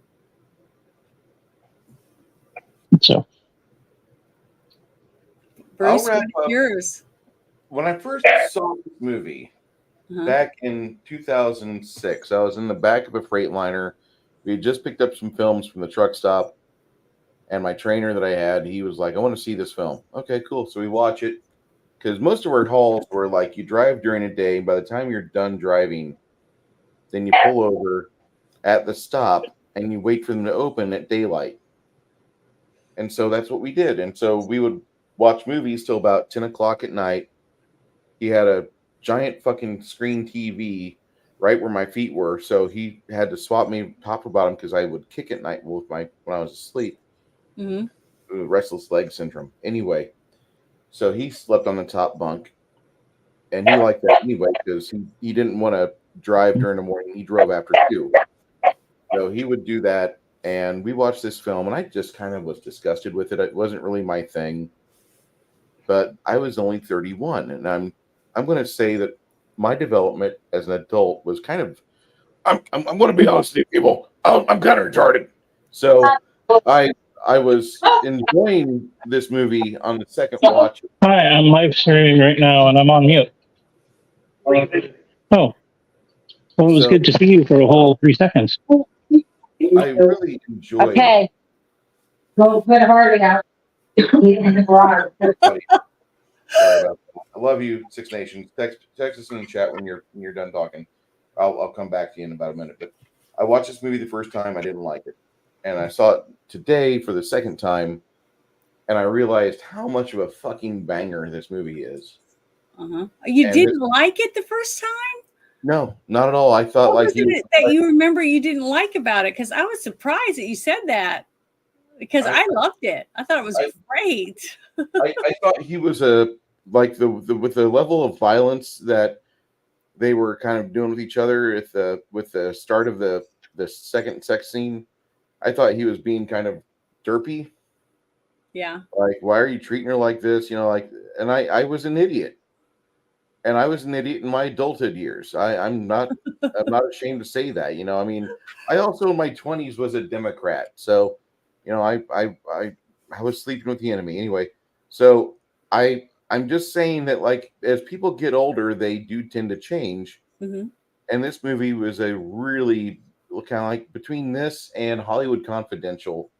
Yeah. There's two movies that are really good about kind of showing you an unabashed look at human relations with between adults. And Mhm. Hollywood Confidential didn't really shy away from the man on woman violence. And it's not really violent, but it's just like men slapping women around and on the ass, and then just the women are like, oh, I'm turned on, smack me harder, daddy. And when I was 30, 31, 27, somewhere around there, I wasn't into that. I had a very tame vanilla sex life.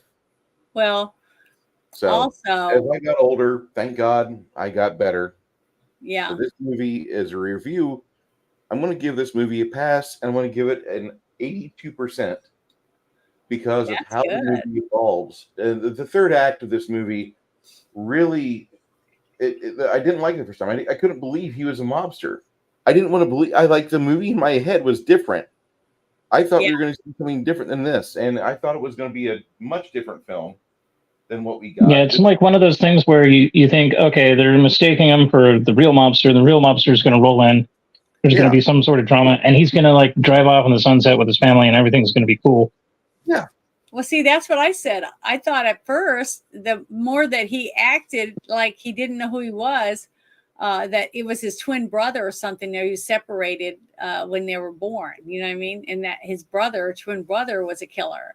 That's why when I realized that it was going to be his brother, I was thinking it was going to be him playing two parts. Two roles. That does happen, but it wasn't. So then when I realized he really was, when he was laying there on the ground and the guy said something and he said, I should have killed you when I was in Jersey or wherever it was. Where was Yeah, I it? think it was Philly? Jersey. In Philly. He said, when he said that, and then the guy, his son shot him. Remember, I got really almost started crying for that because I felt really bad for his son. But I realized he really was a gangster. So he had a hidden past, okay, which I knew was going to be a rift in their relationship with his wife, because that's the one thing as a woman that I can tell you is that you feel betrayed when you find out that you've been asking or talking to your lover, a person you're sleeping with, you're giving birth to his kids, you're doing all these things for him to help him be Trust and successful. respect kind of goes out the window at that moment.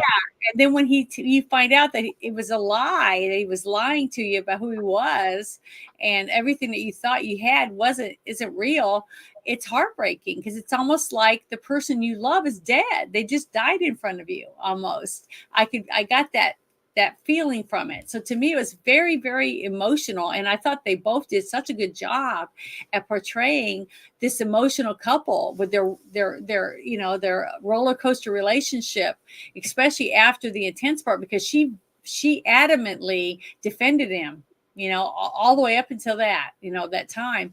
And she even wanted to defend him then. That's why I thought that the sex scene on the stairs was so much more intense than the first one, because they romped around and they were sexual as a couple of parents doing this when their kids were not there. So they were doing their free time, like date night, basically, with mommy and daddy. But now when they're on the stairs and they're fighting and they end up having mad, passionate sex, it was more of motion, that fire between the two of them. They're angry and they're mad at each other, but they're madly in love at the same time. I don't know. I can't explain any different than that, but it was very hot. It was a really good scene for me because it was filled with emotion, but I loved it. I thought it was really good. So the direction from the director to me was top notch. I can't believe he wasn't nominated for something. for the director or something, because this movie was very well done and we had great acting. Oh, it took right. Hurt did get nominated for Best Supporting Actor for the 10-minute scene that he was in, which was great because it was a phenomenal scene. It was just very good. And I love the ending. I know that Bruce said he didn't, but I like the way that he comes in.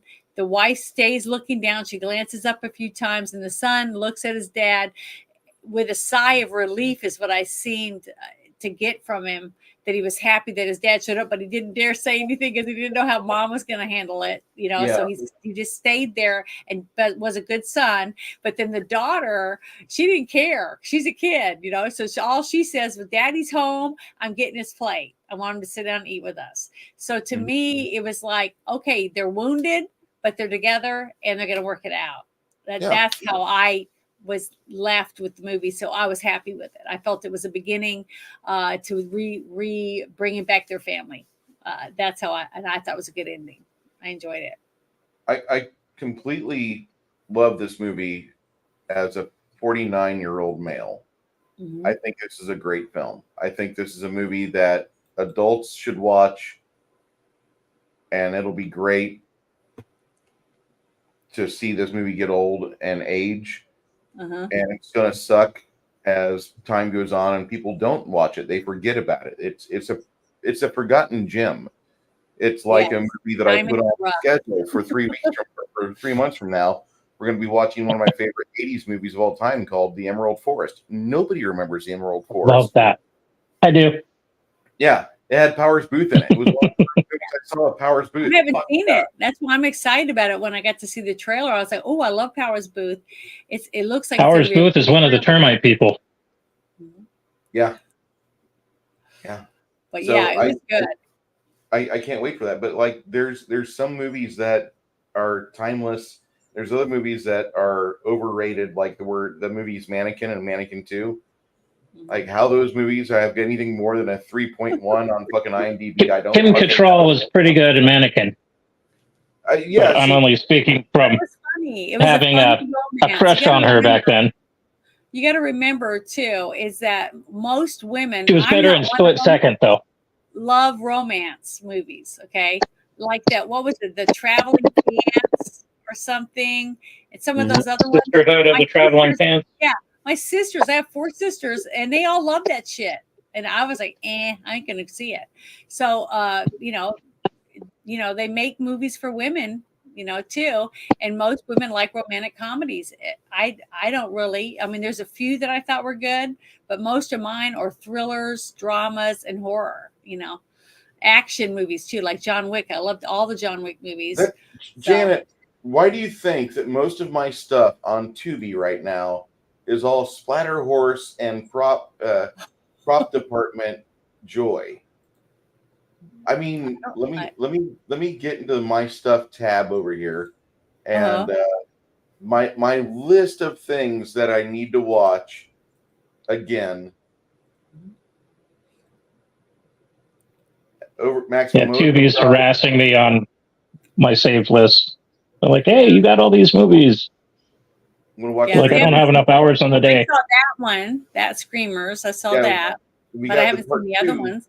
Killer Clowns from Outer Space. I remember seeing that when you pop their nose. Got Frank Grillo. That was really scary. Really good. If we ever see that, I'll point out locations. We can Google map it. Cool. That's an idea for October. They're coming for you. It's Furry Nights, Bigfoot, the Colorado Portal, I Spit on Your Grave. Then we got Cynthia Rothrock. Who doesn't love Cynthia Rothrock, the mom jeans girl before mom jeans were cool? She got a big old booty. No Way Out. Sean Young and Kevin Costner. Gene Hackman too. I love Gene Maximum Hackman. Overdrive. Yeah. Pit and Pendulum, Polish Vampire in Burbank, Butcher's Bake Off, Hell's Kitchen. Gingerbread Man. The gingerbread one. Oh, that's bad. It's going to be great. That's a bad movie. It's not as bad as Willy's Wonderland or whatever it's called. Not that bad. Punch Dancers. The Creepazoid films. Classic shit. Fist of Fury with another Cynthia Rothrock. I mean, she got hips for days. Trancers, which is a classic sci-fi movie. Another $10 H.P. Lovecraft film. Yeah. Sea People, which is Critters ripped off. Gingerbread Man Oh. versus Evil Bong. I can't believe they made 2 Oh, of those. Oblivion. Yes. Oh, it's terrible. Frankenfish. I haven't seen that. I am a prop fucking. I love practical effects, okay? And I love watching shitty movies. Schlock is my bread and butter. So what came to the end of my list here. You're But almost to that. yeah, Lonesome Dove is on Tubi right now. So is the Yeah, that's an awesome one. Overboard. It was good. I liked that one. Good. Oh shit, they still got Dark Blue. Fuck, Dark we got Blue. Yeah. Oh my god. Who I haven't doesn't seen love that Dark Blue? That is such a good I movie. haven't seen it. Well, I guess we got to fix that, don't we? But that's fine. I mean, what I'm saying is I'm willing to watch them and see. I mean, I watched that Meat Train and I thought there was that one scene was fucking kick ass. So, Night of the Comet. We got to do Night of the Comet because I love yeah, that's a Catherine good one Stewart. too. I love that one. Uzi action, teenage drama. Yeah. Mhm. It was good. I liked her. She. I remember She was so as a kid, Go She ahead. was very Like- skinny. my friend Bridget, whose grandmother lived 3 doors down from me. Like, I still regret not having a relationship with her. Like, I should have seen it, but I was like 6. So, You're not love. going to do anything when you're 6, man. It's okay. Yeah. I was looking at We're not in Nerdy Frontier Board. days. We're not in Frontier She days. was my a 9-year-old good friend of mine, but she was annoying as hell, and I didn't realize that she liked me as much as she did. She was trying to describe the movie to me, Night of the Comet, and I was thinking, like, why would people just disintegrate into Tang and blow away in the dust? And it was fucking hilarious. And then as I got older and I was able to Where's the watch that moisture? movie, Because you're it was one of 97% the water. best 80s sci-fi horror films. God. We need to get Keanu Reeves in an Expendables movie that doesn't suck. I don't want Expendables 3 redone for Expendables 4. That was terrible. Wolf 10 Media says Frankenfish is awesome. See, he knows the type of love I have in life. Talking about beast machines in a weeks, dude. Well, he does movie reviews too, doesn't he? I believe so. He does a lot of media reviews. Mm-hmm. And you saw the end of Evangelion. Yes, I did. Yes, good stuff. Good stuff. So next week we're watching The General's Daughter. If you want to stop by on our Discord, we'll be watching that. Just don't be making like a whole lot of conversation with your like 3-year-old daughter or like with your grandmother who is hard of hearing in the background. Or if you do, mute your Discord. But we're watching that. I do encourage people to watch our stuff because we do like having a group with us watching these movies. It makes it feel like a bunch of friends Like get you're at the together on movie couch. theater, you know, with your friends. I like that. Wolf 10 Media, I mentioned Tang a lot because I drink Tang a lot, and our friend Six Nations just mentioned Tang because that's what people dissolved into on this Night of the Comet movie. If you've seen it before, you know what I'm saying. Next week, we will be doing a alpha group test campaign. The party probably will leave the city of Stoneholm, so they'll get their vitamin D counting in once they hit the surface of the planet, and they'll be happy because they've been. That reminds me, I gotta boil my dice. Yes, you need to boil your dice. You're supposed to freeze them. Put them in the freezer. Nope, you boil them so they get soft enough, and then you start rolling them on the numbers you want to hit, and then it'll stick, and then you cool them off, and then maybe, just maybe, we won't spend like 5 hours in combat. Yes. And Lemmy don't want to be set on fire and choked again. That was no fun. I don't want to have my game that I'm writing. I don't want the combat to drag out like Pathfinder does. And I think the thing that helps with that is the exploding dice. The exploding dice, the fast resolution of combat helps too. Mm-hmm. But I want want you guys to enjoy yourselves. Also helps if these suckers don't suck so bad. Yeah, I did roll a 1 natural 20. Oh. Yes, yesterday. Yeah, I did. I don't do that very often. Yeah, my game uses D10s and D100s, so I prefer that over the D20. Anyway, for all of you that are out here watching us, all 115 of you combined between Twitter and YouTube, I did not do Holy a Rumble. crap. Sorry, but yeah, I know, right? Yeah, Another friend. I love Tang, and it's really good if you mix it with heavy cream. Agreed. Very much agree with that. Oh yeah, it's like Orange Julius. I wouldn't say Orange Julius, but yeah, it's like an Orange Julius. Orange sherbet or something. Just about. Yeah, my mom used to love that. Would recommend. God, 115. That's like how many porn bots I get on X. Yeah, I get a couple every day almost, seems like. At least a half dozen. Twice as many on a good day. Janet does a stream every Thursday night. It's called Shit Show 2.0.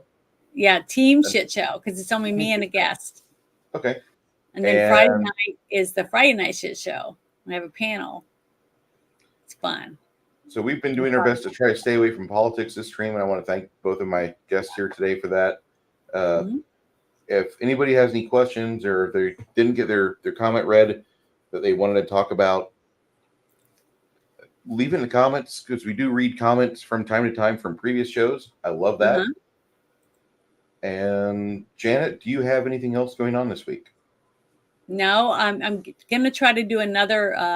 I've been trying to do video streams on X only and maybe Rumble, depending, just, dressing up. I'm thinking about doing like an 80s theme, 90s theme like that and dressing up for those. And then I have a couple girls that are willing to do some shows with me and do Battle of the Bands. And they'll pick like a big hair band and I'll pick one and we'll, root for our bands and play some videos. It's fun. It's, maybe almost an hour, maybe an hour long, but I'm trying to do that just to get better at, bringing videos up, and stuff like that to help me learn to do better at streaming. So, but I might be doing that. We'll see. Six Nations, you're getting better at this streaming thing and the being a panelist at least. And if people want to subscribe to you, don't let it quote unquote go to your head or nothing. I mean, it'll be good for you when you do start developing regular content. That means I got to set up my channel, actually get a camera, and do all this extra work. Fuck. I've got to tell you that right now, Sam's and Costco have got a wonderful pipeline of easy and affordable PCs. Janet bought a real banger of a PC a few years back. And nowadays, if she was looking for a PC, I wouldn't even tell her to go that route. I'd just say go to Sam's or go to Costco, and you can get a hell of a gaming rig that's got a capture card or whatever. They've got 4070 with 32 gigs RAM over at my Costco that I've been looking at, but I don't need it. When they start, and that's solid state hard drive. 2 terabytes. Okay. Well, I was looking for something because remember, the reason I picked this one was because I was wanting to do live streaming of me playing Goat Simulator. Yeah, but I haven't done it yet. You need to do that I still more. need to do it. I wish I could do it. It's just that it seems like I never have time. As soon as I want to do it, back into politics instead of something you actually love. So I know. I don't know why. If I start streaming, it's gonna devolve into politics. I'm just gonna gripe about either the current shitheads in government here in my home state, or the fact that socialism sucks, and then YouTube's probably going to strike me. So I'm going to have to probably diversify my folder and do the whole Odyssey, BitChute, et cetera, et cetera. If we sign up and get kicked, I get into that. Games over there and do gaming stuff. See, and then I don't have to worry about doing anything on the channel that keeps giving me strikes. Because they hate I could do Saturday Skyrim. Yeah. Wouldn't that be awesome? Hey, Bruce, you want to guest spot on my Skyrim live stream? I would be happy to if it's not going to conflict with my live streaming of my D&D table or my own game table. Yeah. Yeah. To do it That's- on a that's the Sunday thing, right? afternoon. Oh, you have to go to bed. That's right. I'm just joshing with you. I wouldn't put you through the whole Skyrim thing. Gosh. Ah. I might do Minecraft though, because you can do a lot of stuff on Minecraft. Uh-huh. I think you should actually do the adventure mode on Dwarf Fortress That would be epic. What is that on? PC. I know, but I mean, is it Dwarf Fortress? Is that a That is Chimerian's favorite game to watch, not to play. Oh, It's I've never watched it, so I don't even know what it is. so Tarn, when he made the game, it was an experiment in AI, and it's been going on for 20 fucking years, 12, 15 years, something like that. yeah, 20 years. Anyhow, so there's a lot of quirky things that pop up, and it's one of those games where you don't learn to beat it; you learn to enjoy it until you die. Because losing is fun, and you're going to lose a lot, Yeah. and you're going to rage quit. And no matter what you do, something comes up. It's either going to be like, oh, we forgot a corpse in the hallway, and now it's rotting and poisoning the air, and everybody's pissed off, and now everybody's fighting one another, and oh, Christ, why are you chopping off limbs? Okay, where's the soap? And where's our medic? Oh, he's dead too. Christ, help. And then the Forgotten Beast comes up and like starts rampaging. So you're going to be involved with a bunch of shit, and it's epic, and it's got an awesome soundtrack.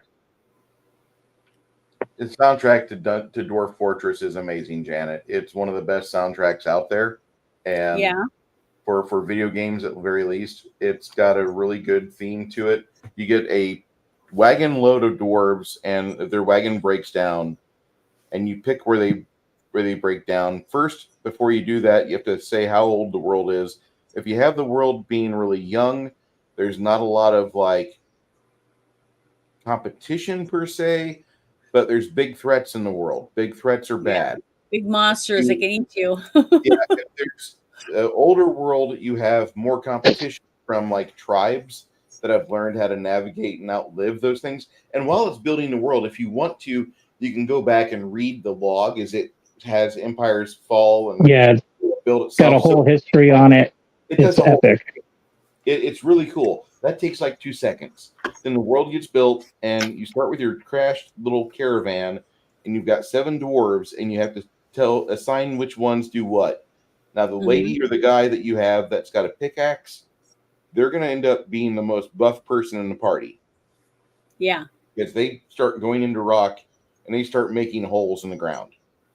And then they will, while they're doing that, other characters are doing other things. And you're hoping that they learn how to do research on how to make wood, how to make trees into beds.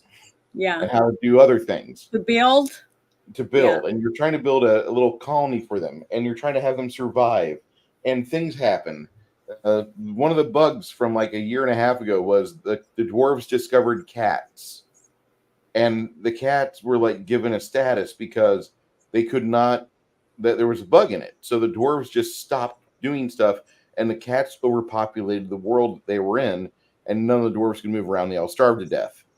And so they had to patch that. Why didn't they just eat cat? The dwarves liked the cats. They didn't want to eat them. Oh. So it's just a fun, stupid game. It's a stupid, it is. And there's a free version, which is ugly to look at, and there's a paid version, which looks like your Super Nintendo from 1994. The Steam version is the Super Nintendo, and then there's the ASCII original. Yeah, and both of them are fun. Don't get me wrong, but it is not a game that like you are casually into. You play it once, and it's like you just had chocolate for the first time, or you just had whatever vice you really like. Like I just had fucking mineral water with lime for the first time, and I can't get out of it. It's great. So I really appreciate Dwarf Fortress as a game. It's almost as addictive for me as playing Quake from 1996. Yeah. But I'm just going to say that that's my jam. and Kai would tell you more about Dwarf Fortress, but you'll be here for days if you like that. Yeah. Well, that's what Now, happened. if you want to get familiar with it without like dipping your toes in the actual game, I would suggest check out the YouTube videos. Yes. Krug Smash is a good one because he does these little scenarios. It's kind of scripted, but He it's got doesn't- good animation and art that he does on his own, and then he does these cool stories, and it's entertaining, well worth a watch. Yeah, I would second Krug Smash completely. The guy is a good streamer. He's a good content creator, and he's a good voice for the Dwarf Fortress kids. I wish I was a kid that, like 20-year-old person that had discovered Dwarf Fortress with my own money and such. But I really am happy to be 49, and here I am. I could be playing a game like Dragon's Dogma Part 2, which has ultra realistic graphics, and you feel like you're climbing a dragon, but the gameplay sucks. Yeah. Or I could go and play Dwarf Fortress, which I have to have like a 48-inch TV to really enjoy it, but I'm getting so much enjoyment out of it, like I don't want to go to bed yet. It's one of those games. Like, oh, it's time for me to go to work. Fuck. This is going to be bad. Shit, why is there sunlight? I was playing here at 9 o'clock, and now it's 6 a.m. For me, I usually go to bed between 6:30 and 8 p.m. at night, and then wake up at 1. If I go to bed and it's dark, I'm fucked. That's all there is to it.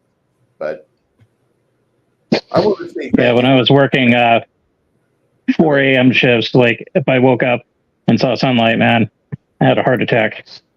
Yeah. Well, that happens when you're having a good time. Mhm. I'd like to give everybody a big hearty thank you for being here with us this long. We've just kind of rambling and doing extra credit on our content here, but we didn't have to. But you guys stuck around, and we're happy to discuss things, our loves, our enjoyment. And as a GM, I look forward to putting the next set of challenges available for my players here, 2 of them being Six Nations and Janet. And looking forward to seeing all of you guys in chat next time as well. Nerdy Yogurt, we will play next weekend if you're still in the chat, my friend. That's our scheduled day. That way, don't worry about like, oh crap, what weekend is it? No, it's next weekend. I'll even throw a Discord message to you. But with that, unless there's something else to be said, I'm going to shut this stream down.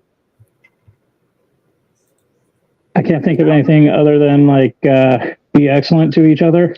Yeah, and if you haven't seen the movie, make sure you get it and watch it because you really enjoy it, especially if you're you want to watch a good action-packed movie that has lots of good sex and make you get in the mood. Yeah. If you don't want to be disappointed with the current state of films, we Yeah. have a complete backlog of previously made stuff. Mm-hmm. You could hit up the 90s and find some gems, 80s rock, but don't hesitate to dip your feet into uncharted waters when it comes to cinema. Yeah.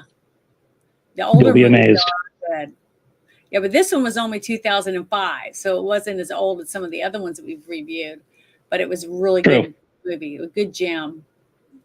Pre 2012. Yeah. 2012 was when stuff was getting weird. I agree with that. Yep. All right. So thank you for everybody coming along. Appreciate you all, and we will be here again next weekend. You all be well, and we'll see you from the balcony. Bye. Ciao.